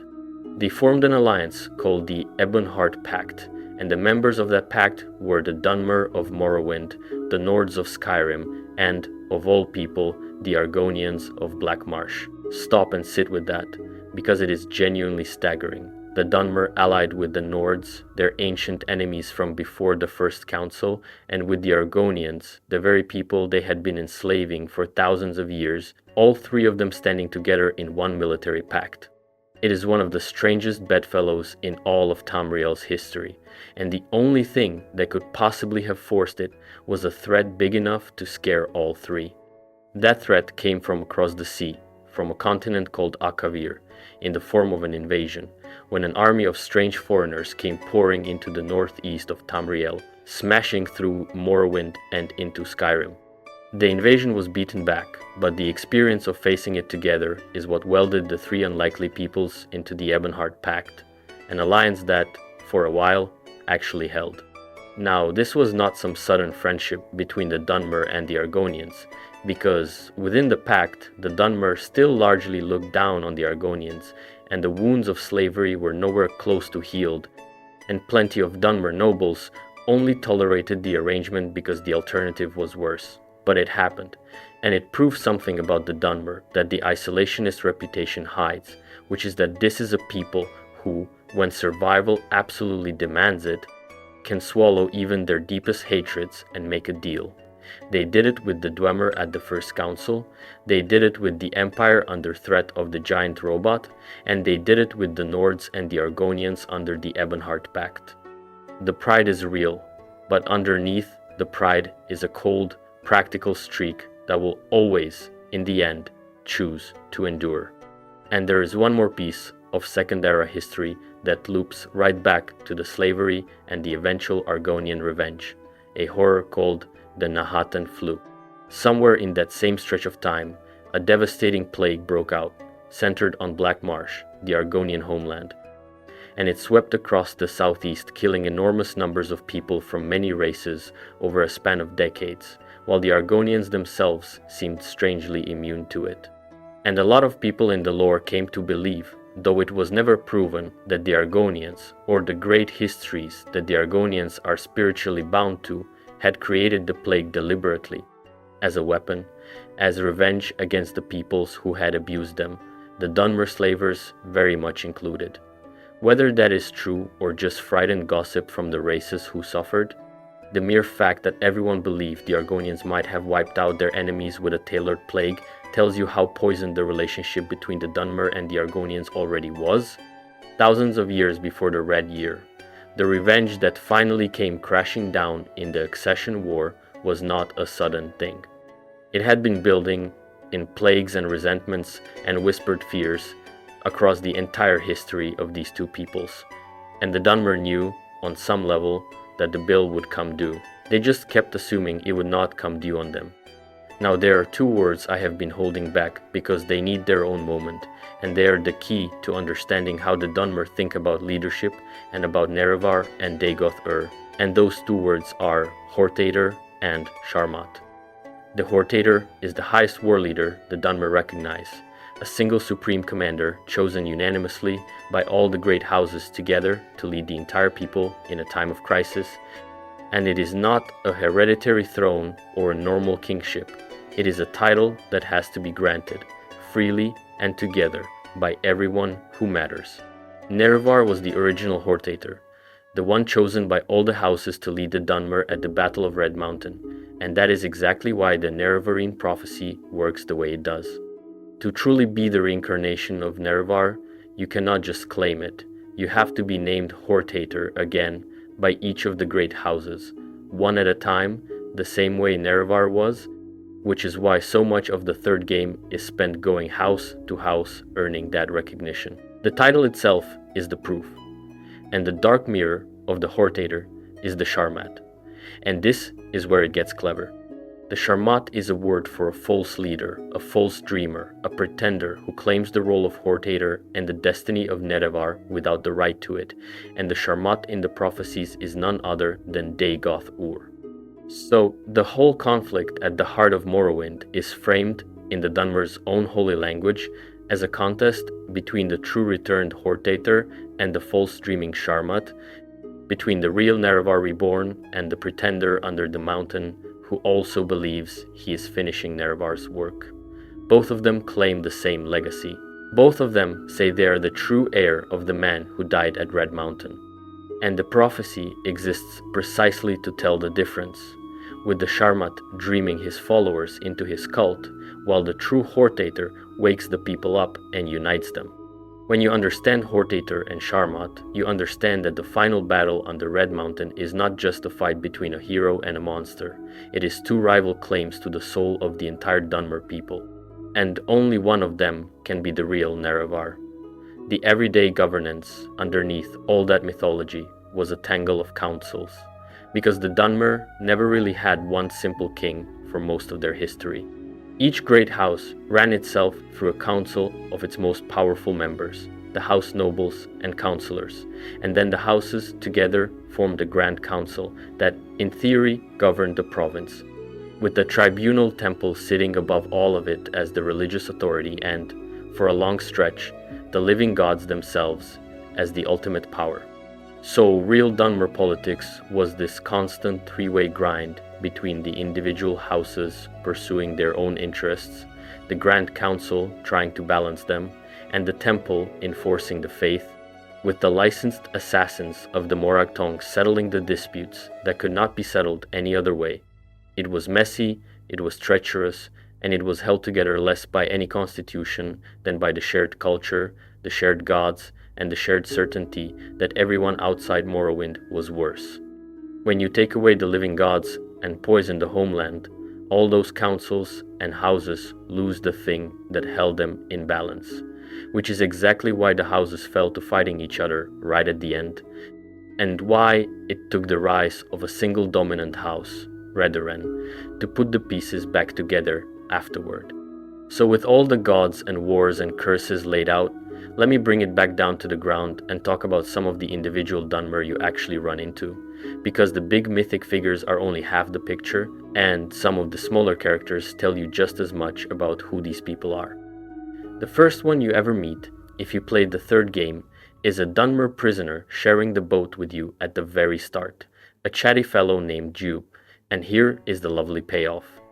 That same Jube, the random prisoner from the opening, went on to become one of the most genuinely beloved figures in Dunmer history, not for fighting a god or founding a house, but because he personally hunted the hated cliff racers, those screeching flying pests almost to extinction across Vardenfell, making the sky safe for ordinary people. And the Dunmer were so grateful that they made him a saint, Saint Jube, patron of getting rid of the most annoying creature in the game. It is the most down-to-earth sainthood imaginable, and it is somehow completely in character for a people who honor the practical and the stubborn above the grand. Then there is Divide Fear, who is the Telvanni taken to his logical extreme, and one of the most fascinating individual Dunmer ever written. Divaith Fear is a wizard lord so old that he predates almost everyone, thousands of years of age, living in a remote tower full of his own experiments, and among those experiments is a hospital of sorts for victims of the Corpus disease, the divine plague spread by Dagoth where Fur studies the incurable in the name of knowledge. He is brilliant, amoral, completely unbothered by the passage of centuries, and the perfect window into what the Telvanni philosophy actually produces when you let it run for a few thousand years. A being who has outlived every empire and every god he ever knew, and treats the whole sweep of history as a long, interesting experiment. Set him next to Nelith, the other ancient Telvanni who survives all the way into the events on Solstheim, and you start to understand that for the Telvanni, the curse and the Red Year and the fall of the gods were not tragedies, they were just more events to outlast. And then there are the Dunmer you meet much later, scattered across Skyrim as the diaspora, the ones who carry the whole weight of this history without most players ever knowing it. There is Karlia, a Dunmer thief and one of the legendary nightingales, wrapped up in betrayal and revenge and a debt of honor that takes decades to pay, which is about the most Dunmer motivation possible. There is Aranea, a priestess of Azura keeping the old faith alive at a remote shrine, still serving the dawn and dusk goddess long after most of the world forgot her. There is Teldrin Sero, a sharp-tongued sword for hire in Raven Rock, who has become one of the most popular companions in the entire series simply because he is good at his job and does not pretend to be anything warmer than he is, which, again, is the Dunmer in miniature. Every one of these characters is a thread leading straight back through everything we have talked about: the curse, the fallen gods, the lost homeland, the long memory, and most players walk right past them, never realizing that the cold, proud, red-eyed elf they just hired carries the entire history of a cursed people in their blood.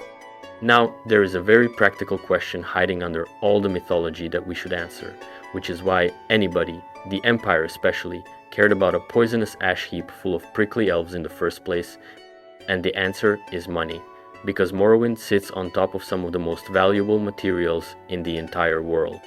Morrowind is the great source of two things that the rest of Tamriel cannot get nearly as easily.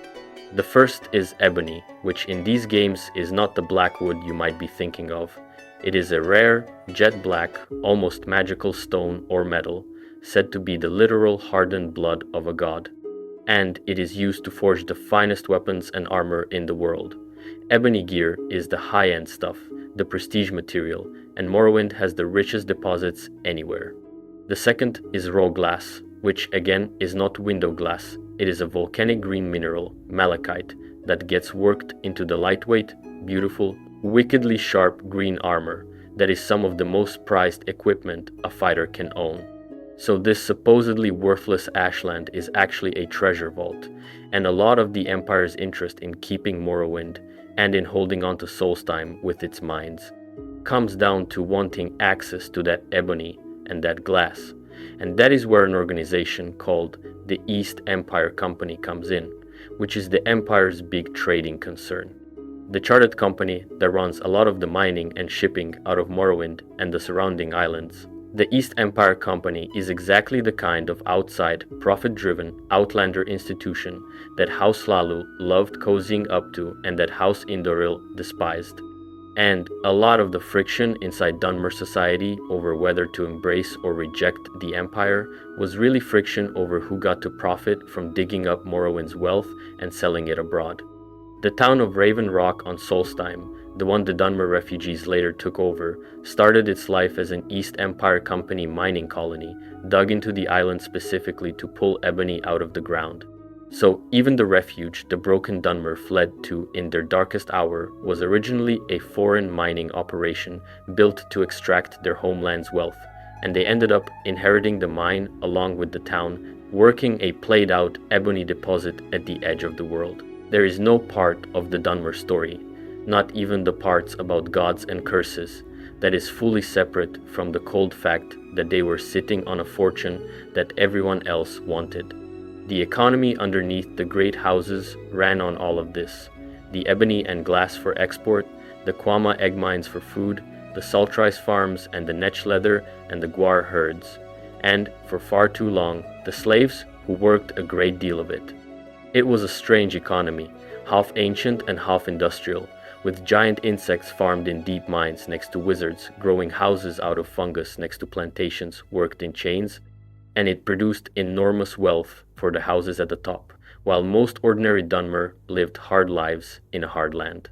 And it was an economy fatally exposed to exactly the disaster that came, because so much of its value, the richest ebony, the best glass, the Kwama mines, the great cities, was concentrated on the one island, Vardenfell, sitting in the shadow of the one volcano. When Red Mountain went up, it did not just kill people and bury cities, it gutted the economic heart of the entire province in a few days, which is a big part of why the Dunmer could not simply rebuild and bounce back the way a people with more spread out resources might have.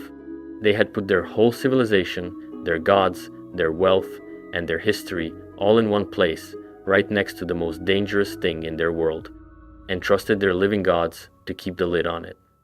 And for thousands of years, that bet paid off. And then, in a single red year, it did not. Now I need to come clean about something I have been doing this whole video, because it is one of the things that makes the Dunmer story so rich and so frustrating in equal measure, and that is that almost nothing I have told you is certain. These games are famous for one storytelling trick above all others, which is that the lore comes to you through in world books and in world characters, and those books and characters lie, guess, exaggerate, and contradict each other constantly because they were written by people inside the world with their own agendas. There is no neutral narrator handing you the true history. There is only a pile of competing accounts, and the player is left to sift through them. And nowhere is this more extreme than with the Dunmer, whose entire founding history exists in multiple flatly contradictory versions. Take the Battle of Red Mountain, the single most important event in the whole story. There is more than one major account of it, written from different points of view, and they disagree about the things that matter most. Did Nerevar die of his wounds, or was he murdered by the tribunal so they could seize the heart? Did the tribunal break a sacred oath to Azura, or did they have Nerevar's blessing? Was Dagoth-Ur a loyal guardian betrayed by usurpers, or a traitor who got what he deserved? Depending on which in-world text you trust, the tribunal are either the noble inheritors of a fallen hero's dream, or a trio of oath-breaking murderers who have spent thousands of years lying about it, and the games never definitively tell you which. They just hand you the documents and let you decide who was lying, and the answer probably says as much about you as it does about them. And it goes deeper than just gaps in the record, because some of the most important figures in this story may have actively rewritten reality itself. Remember Kim, the secret state where a being understands the world is a kind of dream and gains power over it. There is a serious, widely held reading of the lore that says Vivek and possibly the whole tribunal used exactly that kind of reality-bending power to edit their own history after the fact, to make themselves look better, to cover up what really happened to Nerevar, to literally change the past so that the version where they are heroes becomes the official truth. Under that reading, the contradictions in the histories are not just the normal mess of biased writers, they are the seams where a god went back and altered the story. So when a Dunmer priest tells you the tribunal saved the people and Nerevar died a hero, you genuinely cannot be sure whether you are hearing history, propaganda, or a memory that a living god reached back in time and rewrote. That is the level these games are playing at, and the Dunmer sit right at the center of it. I am telling you this now, near the end, on purpose, because it changes how you should hold everything that came before. The grand story of the Dunmer, the betrayal and the curse and the fallen gods is not a clean documented chronicle. It is a living argument that the Dunmer themselves have been having for thousands of years about who they are and who wronged whom. The Ashlanders say one thing, the Temple said another, the heretics said a third, and the gods may have edited all of it. And honestly, that is the most fitting thing imaginable for a people built on ancestor worship. Because what is ancestor worship if not an endless conversation with the past about what it really meant? where the dead keep talking and the living keep arguing about what they said. The uncertainty is not a flaw in the Dunmer story, it is the Dunmer story. I want to spend real time on Azura before we close. Because of all the gods in all of these games, the relationship between Azura and the Dunmer is genuinely one of a kind, and it is the emotional core that the whole epic keeps circling back to. Most Daedric princes treat mortals as toys, tools, or entertainment, dipping into the world to make a cruel bargain or run an experiment and then losing interest. Azura is different, at least where the Dunmer are concerned. She has been involved with these people, personally, continuously, across the entire span of their history, in a way no other god manages with any other race. She was one of the three who first taught the Velothi how to be a separate people at the dawn of everything. She warned Nerevar about the Dwemer and the heart.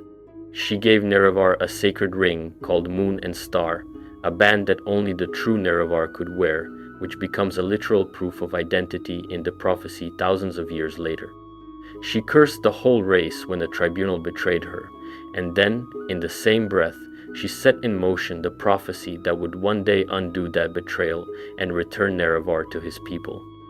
She is the Punisher and the Protector at once, and the Dunmer have never been able to decide whether to fear her or love her, which is probably exactly correct, and she did not stop after the curse. Azura is the one who delivered the Nerevarine prophecy to the Ashlander wise women and kept it alive through thousands of years of temple persecution.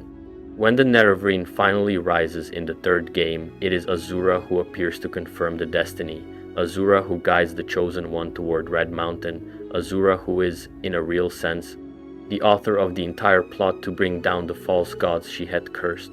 She is also tied to one of the most famous Daedric artifacts in the series, Azura's Star, a reusable soul gem and a token of her favor. And she keeps showing up. She has a shrine and a champion in Skyrim.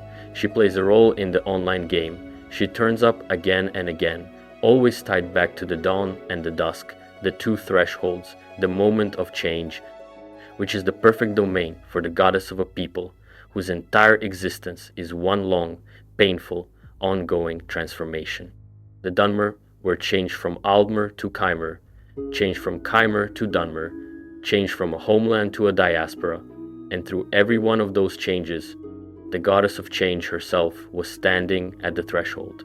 So when you ask what the Dunmer actually believe now, after the tribunal fell and the new temple rose, the honest answer is that they came home to her. The reclamations, the reborn faith, puts Azura and Boethia and Mephala back at the center where they were at the very beginning, and of those three, it is Azura whose presence is felt most directly, the dawn and dusk mother who cursed her children and never stopped guiding them. There is something almost unbearably fitting about a people ending their long story by returning to the worship of the exact goddess who punished them, not out of fear, but because, after everything, she is the only god who ever actually stayed. The tribunal made themselves gods and abandoned the people when their power ran out. Azura was never anything but a Daedra, never pretended to be safe or kind, cursed them in a moment of fury, and yet she's the one who was still there at the end, still talking, still guiding, still watching over the cursed ones she made. If you want to know why the Dunmer wear their curse with pride, that is your answer. The curse came from the one who never left. Let me pull back to the whole continent for a moment and talk about how the rest of Tamriel actually sees the Dunmer, because a people is partly shaped by their reputation, and the Dark Elves have a reputation that has followed them everywhere. Across most of Tamriel, the word that comes up over and over about the Dunmer is untrustworthy. Other races tend to see them as aloof, condescending, secretive, and dangerous, a people who keep to themselves, who practice dark magic and necromancy and ancestor worship that makes outsiders uncomfortable, who kept slaves long after everyone else stopped, and who never quite hid their belief that they were superior to whoever they were dealing with. The Nords have hated them since before recorded history. The High Elves of the Somerset Isles look at them as the cursed cousins who threw away their golden birthright to follow demons into the ash. The Imperials regarded them as a useful but prickly and unreliable province. And almost everyone found their open practice of slavery and their casual relationship with the Daedra to be proof that the Dark Elves could not really be trusted. And the Dunmer, for the most part, returned the contempt with interest.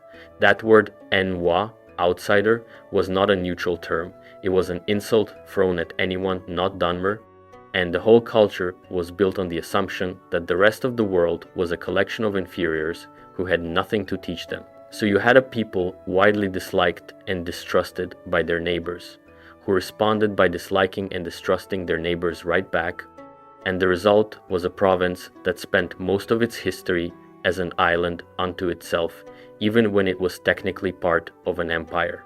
The few times the Dunmer broke out of that pattern, the alliance with the Dwemer, the deal with the Empire, the Ebonheart Pact with Nords and Argonians, they did it under threat, gritting their teeth, and they never really stopped looking down on their partners, even while standing shoulder to shoulder with them, which is what makes the ending of their story so brutally ironic, and the games clearly know it. A people who spent thousands of years sneering at outsiders, keeping the world at arm's length, enslaving their neighbors, and insisting on their own superiority, ended up as refugees scattered across the lands of the very races they had looked down on, dependent on the charity of Nords who hated them, sharing cities with Argonians whose ancestors they had enslaved, reduced to the poor and unwelcome strangers in someone else's home. Every bit of contempt they had ever handed out came back around. And yet, and this is the part that keeps the Dunmer from being a simple morality tale, they did not break, and they did not grovel, and they did not stop being recognizably themselves. The Dunmer in the Grey Quarter are poor and despised, but they are still proud, still sharp-tongued, still keeping their faith and their grudges, and their old ways alive in the middle of a city that wishes they would disappear. You cannot humble these people. You can only scatter them, and they will reassemble somewhere else, ash-skinned and red-eyed and absolutely certain they are still better than you. So we're almost done, but I want to put one big idea on the table, because once you see it, you cannot unsee it, and it is the thread that ties this entire sprawling history into a single shape. Every great catastrophe in Dunmer history comes from the same root, and that root is the dream of escaping mortality, the refusal to accept death and limitation, the reach for godhood by people who are not gods. It starts at the very beginning, with the elves blaming Lorkhan for trapping them in mortal flesh, hating the very fact of death so deeply that they built a whole religion around resenting it. And from that resentment, the same story plays out over and over with different actors. The Dwemer hated mortality so much that they tried to engineer their way out of it with Kagernak's tools and the heart of a god, and they vanished from existence for it. The tribunal could not bear to be mortals serving a dead hero, so they stole godhood from the same heart, and they were cursed and slowly fell. Dagoth Ur fused with the heart and tried to become an immortal god king, and he was destroyed. Even the secret path, the way of Kim, is at bottom about transcending the limits of the mortal world. The whole history of the Dunmer is the history of a people reaching, again and again, for the one thing they are not allowed to have, and being punished for it every single time, and reaching anyway. And the curse, the ash skin and the red eyes is the perfect symbol of that, because it is the one transformation in the whole story that was forced on them rather than grabbed by them. The Dwemer chose to reach for godhood, and the tribunal chose it, and Dagoth Ur chose it, but the ordinary Dunmer, the millions who just wanted to live their lives, they did not choose anything. And they got cursed anyway, turned dark and red-eyed because of the ambition of 3 of their leaders. That is the tragedy underneath the tragedy. The reach for divinity was made by the few, and the price was paid by the many, and the many wore that price on their faces forever afterward. And somehow, instead of resenting it, the ordinary Dunmer absorbed the curse into their identity and made it their own, which is either the most beautiful or the most stubborn thing a people has ever done. And with the Dunmer, it is genuinely impossible to tell those two apart, because for them, they were always the same thing. There is a darker reading available too, and the lore leaves room for it, which is that the Dunmer never actually learned the lesson. You could tell this whole story as a tragedy of repetition. A people who watched the Dwemer vanish, reaching for godhood, then reached for it themselves and were cursed. Then watched Dagoth reach for it and get destroyed, and through all of it, never once concluded that maybe the reaching itself was the problem. They kept producing wizards trying to cheat death, kings trying to seize power, gods trying to hold on to divinity past its expiration date. And you could argue that the Red Year, the Falling Moon, the Burning Homeland, was simply the final bill for a civilization that spent its entire existence trying to climb above its station and refusing, every single time, to learn that the climb was what kept knocking it down. The Dunmer would probably reject that reading and tell you that the reaching is the whole point, that a people who stopped reaching for the impossible would not be Dunmer anymore, they would just be tired. And the maddening thing is that they might be right. So while we are sitting here talking about the big cosmic stuff, the gods and the curses and the falling moons, it is worth slowing down and actually looking at how these people lived day to day, because the texture of Dunmer life is honestly one of the strangest and most detailed things in all of the Elder Scrolls, and a lot of it never comes up unless you go digging. Take the cities, for example. The usual image of an elf city is something tall and white and graceful, all flowing curves and sunlight, the kind of thing the high elves build. The Dunmer did not build like that at all. Their architecture was dark and heavy and strange, and a huge amount of it was based on bugs. Not decorated with bugs, built like bugs, built out of the shells of enormous insects, with whole towers made from the carapaces of giant creatures called emperor crabs, hollowed out and lived in. The city of Aldrun, which was the seat of House Redoran, was famous for being built partly inside and around the gigantic fossilized shell of one of these ancient crab beasts, a shell so big that an entire manor sat underneath it like it was a roof. And nobody in the setting treats this as weird, which is the part that gets me. To the Dunmer, building your council hall inside a dead arthropod the size of a hill was just normal Tuesday architecture. Then you have Vivek City, which we talked about already as the place that got flattened by the falling moon, but I did not really describe what it actually looked like. And it deserves a description because it was genuinely one of the strangest cities ever put in a video game. It was not laid out like a normal city with streets and neighborhoods.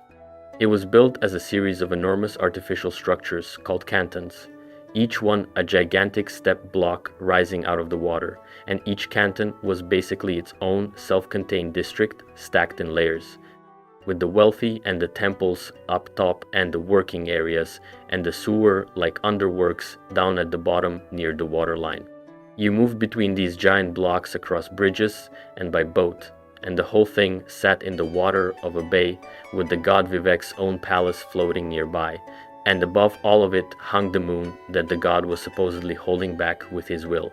So the citizens of Vivek City went about their daily business, buying fish and arguing about rent, while a small moon hung in the sky directly over their heads, held up by nothing but the ongoing attention of a living god.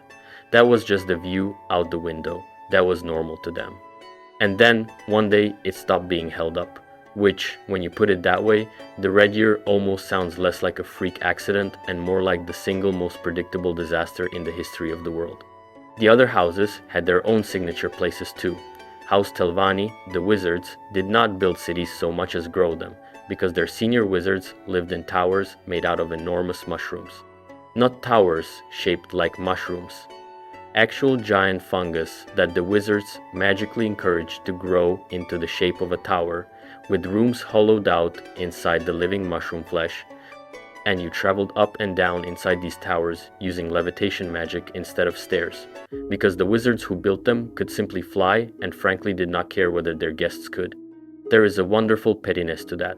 The Telvanni wizard Neloth, who we mentioned survives all the way into the Skyrim era, lives in exactly this kind of mushroom tower on Solstheim, and getting around inside it is a genuine nuisance for anyone who cannot levitate, and Neloth absolutely does not care, because the tower was not built for your convenience, it was built for his.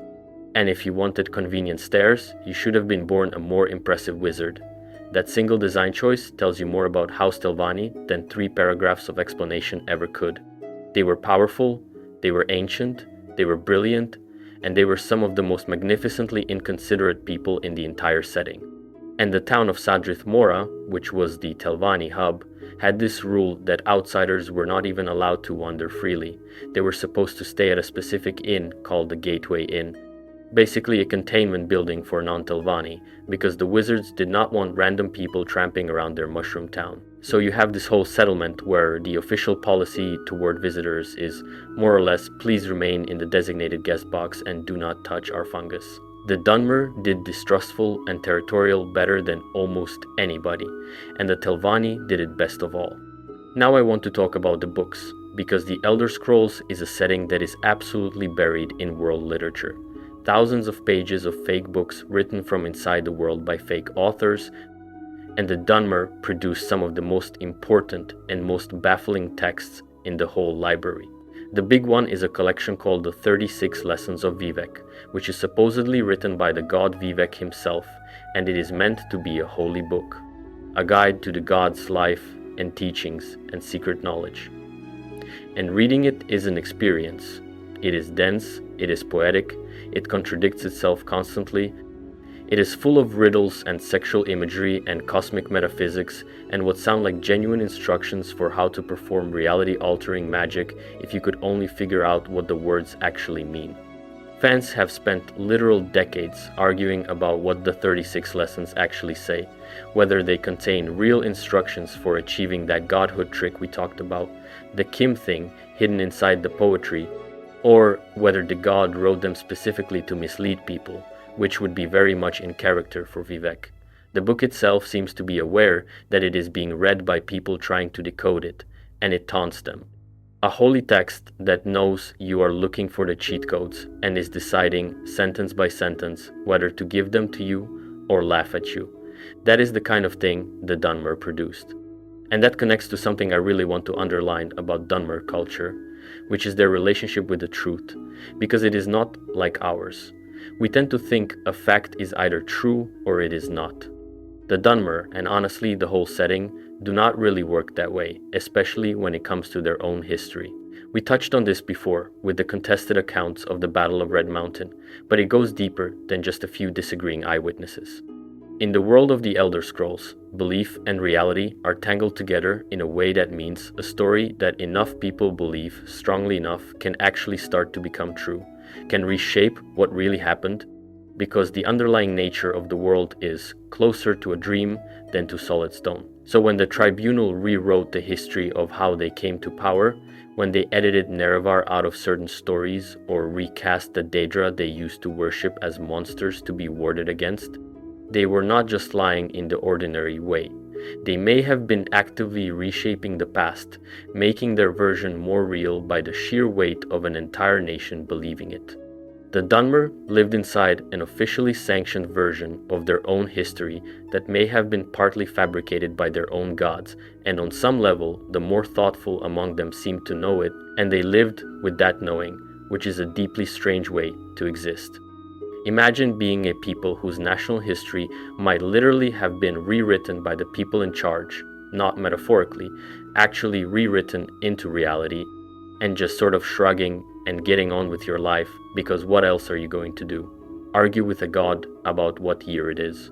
Let us talk about death, because the Dunmer thought about death constantly, and the way they handled it tells you almost everything about who they were. We mentioned the ancestor worship already, the idea that your dead relatives stick around and you can actually ask them for help, but I do not think I really conveyed how literal this was for them. A Dunmer family did not just remember their ancestors in some warm, fuzzy way, like lighting a candle on an anniversary, because they kept them. And wealthy Dunmer families had ancestral tombs, and inside those tombs, the ancestors were still present, sometimes as ghosts, sometimes as actual animated skeletons and ash creatures that would defend the family resting place from intruders. And the family was fine with this.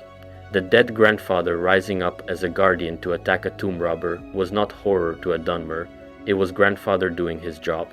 The relationship did not end at death, it just changed shape. You could go to the family tomb and commune with the spirits of the people who came before you, ask their advice, draw on their strength, and in return you maintained their resting place and carried their name with respect.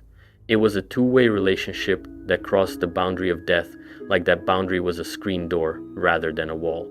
And some Dunmer took this to an extreme that even other Dunmer found unsettling, which were the ones who practiced necromancy on their own ancestors deliberately, or who, in the case of certain ancient cults, preserved revered ancestors as something more than a ghost, a kind of mummified holy relic that could still speak.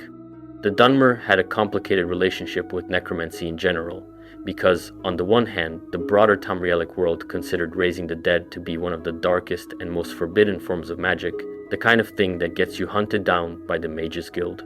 But on the other hand, the Dunmer were already living halfway in the company of their dead, already keeping skeletal grandfathers as tomb guardians.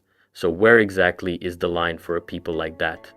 The answer is that the line existed, but it was drawn in a very Dunmer-specific place. Honoring and preserving your own family dead, keeping them present and active, that was holy. Dragging some stranger's corpse out of the ground to use as a tool, that was a violation. It was not about whether you used the dead, it was about who's dead and whether the relationship was one of respect or exploitation, which, when you sit with it, is a more sophisticated moral framework than the simple necromancy bad rule that most of the rest of the world ran on. Now, I keep mentioning the Nerevarine, the prophesied hero who showed up in the Third Era and dismantled Dagoth-Ur and accidentally ended the divinity of three gods.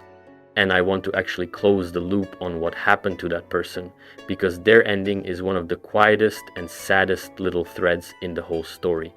After saving Morrowind, after becoming the most important single individual in the recent history of the Dunmer people, the Nerevarine did not settle down to rule or to be worshipped.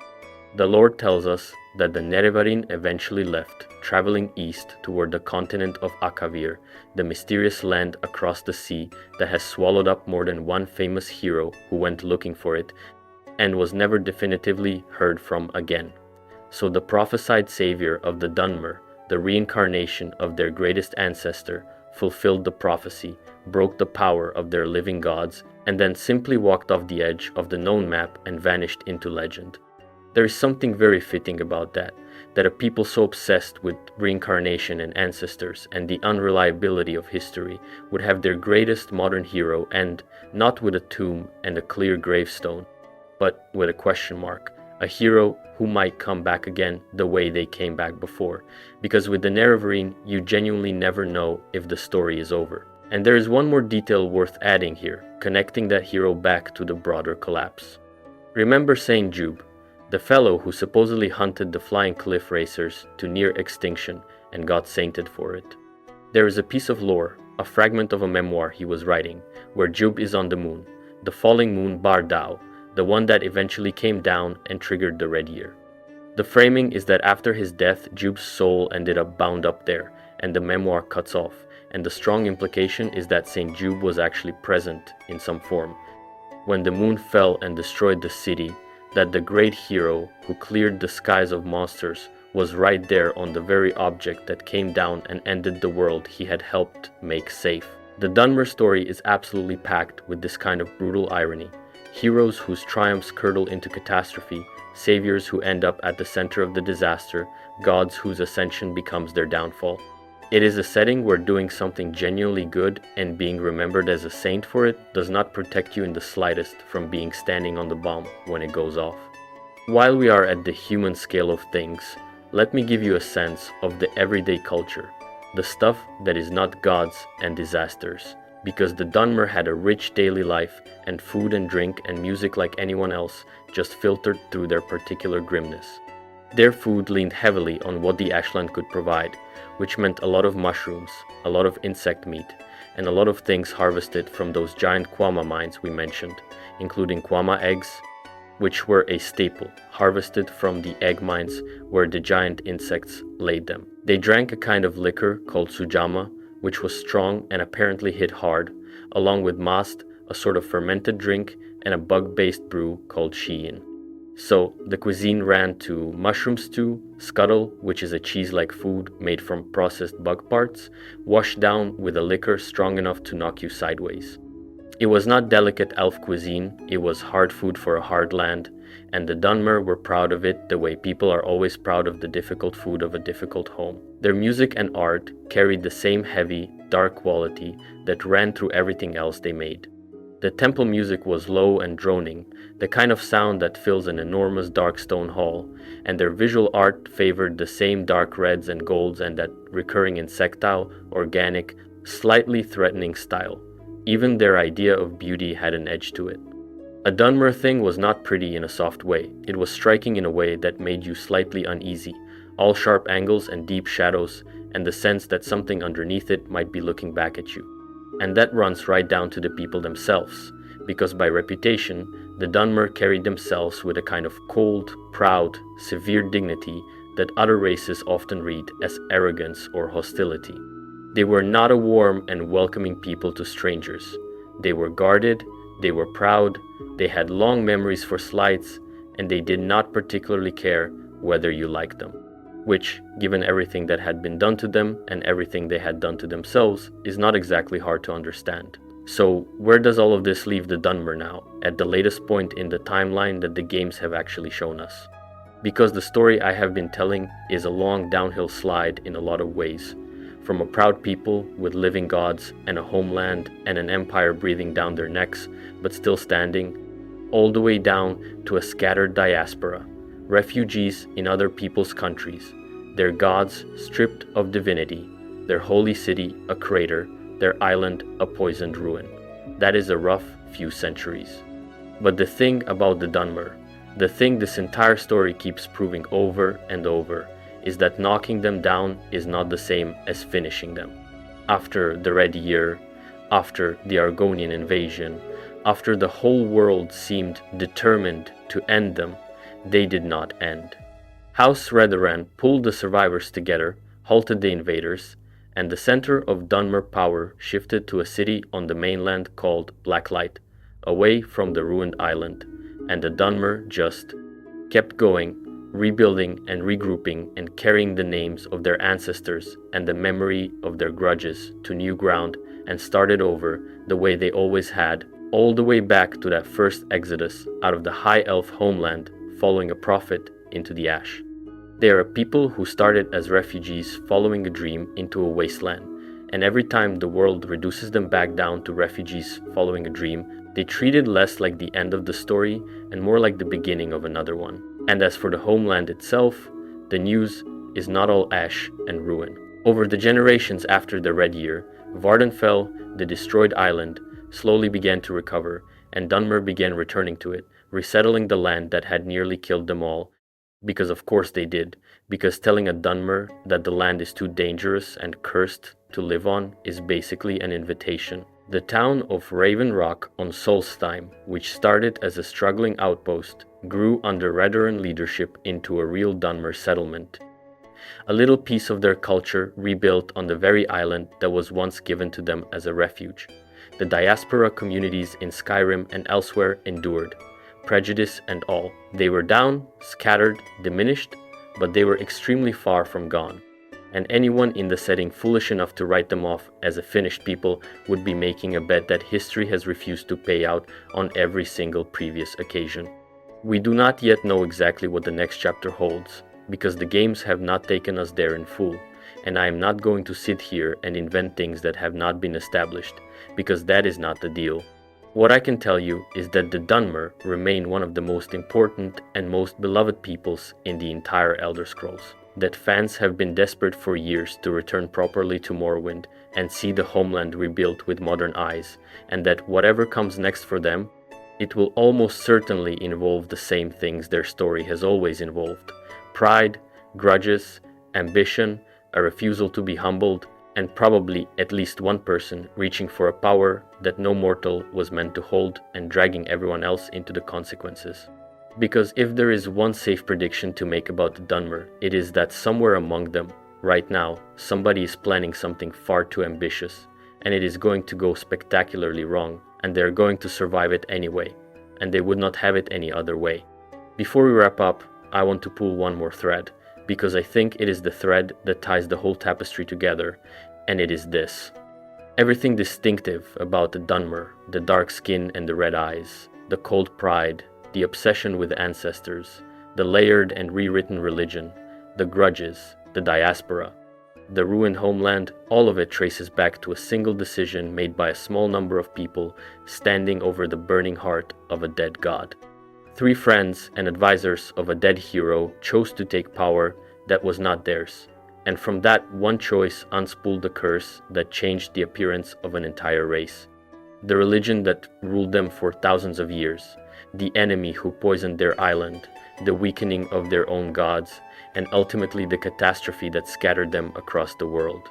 The Dunmer are, in the most literal possible sense, a people shaped by an act of overreach committed by their leaders, and then condemned to relive that pattern of overreach again and again, generation after generation, never quite able to stop reaching, even though the reaching is what keeps destroying them. They are a monument to ambition and its price, walking around with the price stamped right there on their faces, red-eyed and ash-skinned, every single one of them carrying the receipt for a transaction they personally never agreed to. And the most Dunmer thing of all, the thing that I think makes them genuinely one of the great fictional peoples, is that they know all of this and they are proud of it anyway.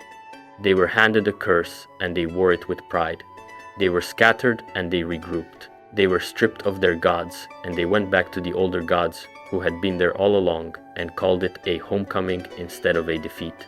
They watched the impossible reach destroy them 3 or 4 separate times across their history and concluded not that they should stop reaching, but that the reaching was the whole point of being Dunmer in the first place. You cannot shame these people because they have already taken everything that was done to them, every catastrophe and curse and humiliation, and folded it into their identity and decided it was theirs, on purpose, by choice, forever.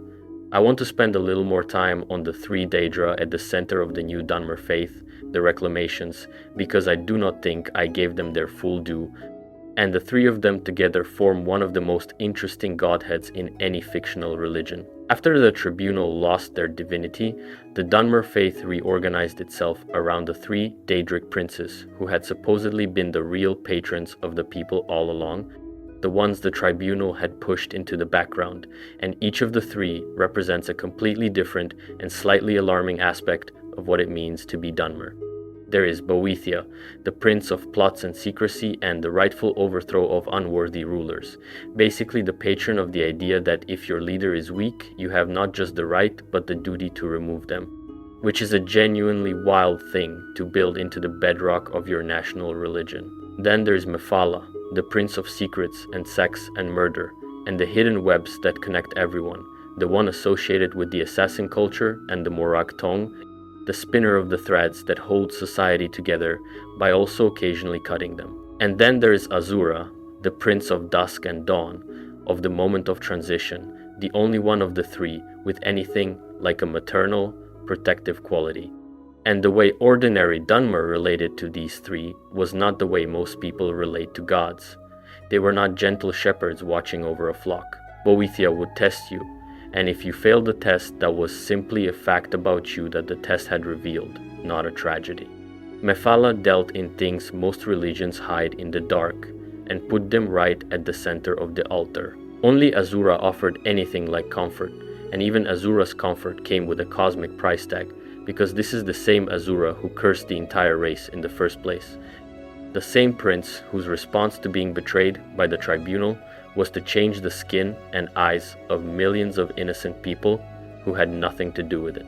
The Dunmer worship a god who once punished their entire bloodline for the sins of 3 leaders, and they worship her as their most beloved and constant protector, and they hold both of those facts at the same time without any apparent difficulty.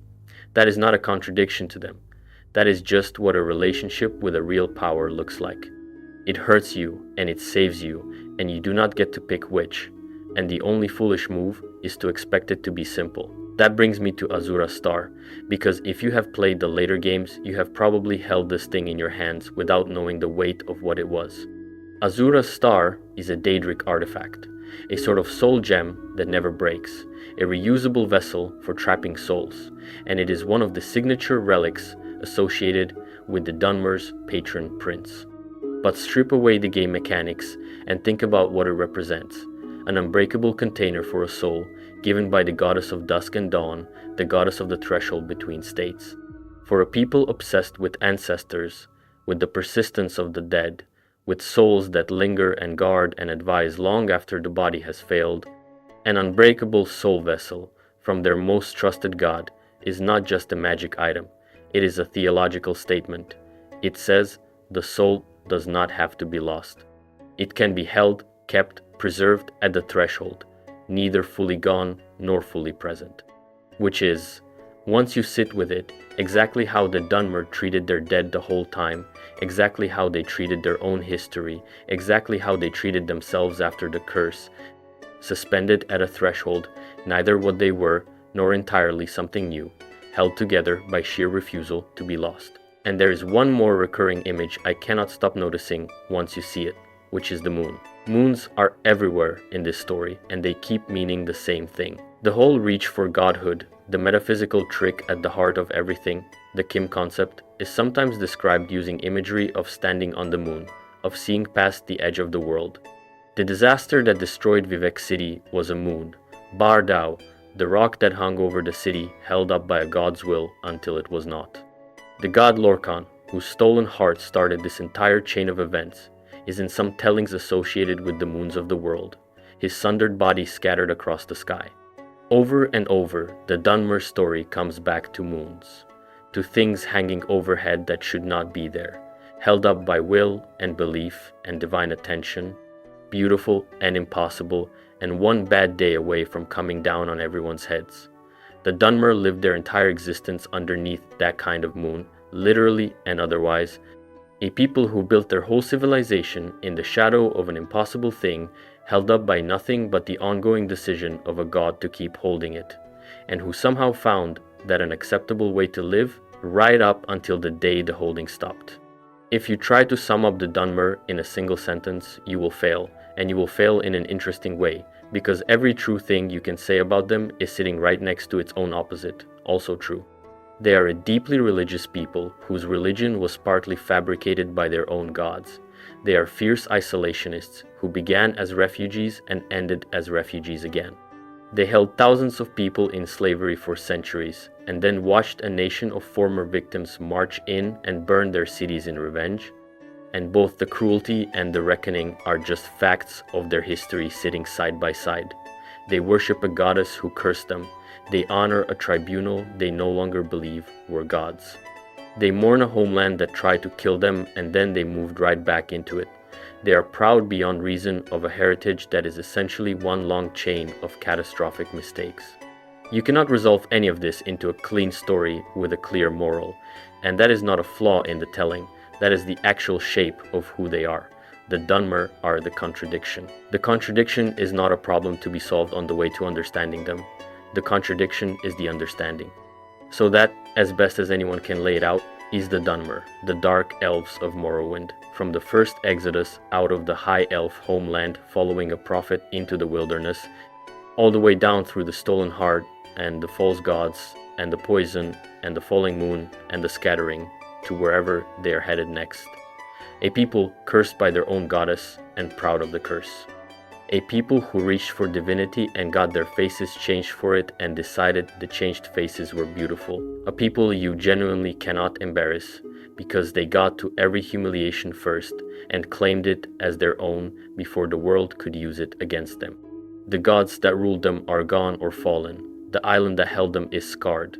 The empire that conquered them has crumbled, and the Dunmer are still here, ash-skinned and red-eyed, and absolutely certain that the next impossible thing is worth reaching for, even knowing, especially knowing, exactly what reaching has cost them every single time before. And honestly, after everything they have been through, who is going to be the one to tell them to stop? And it is not going to be me. And if you have made it all the way to the end of this with me, it is probably not going to be you either, because by now you get it. With the Dunmer, the reaching was never the mistake, because the reaching was the whole point. and it always was.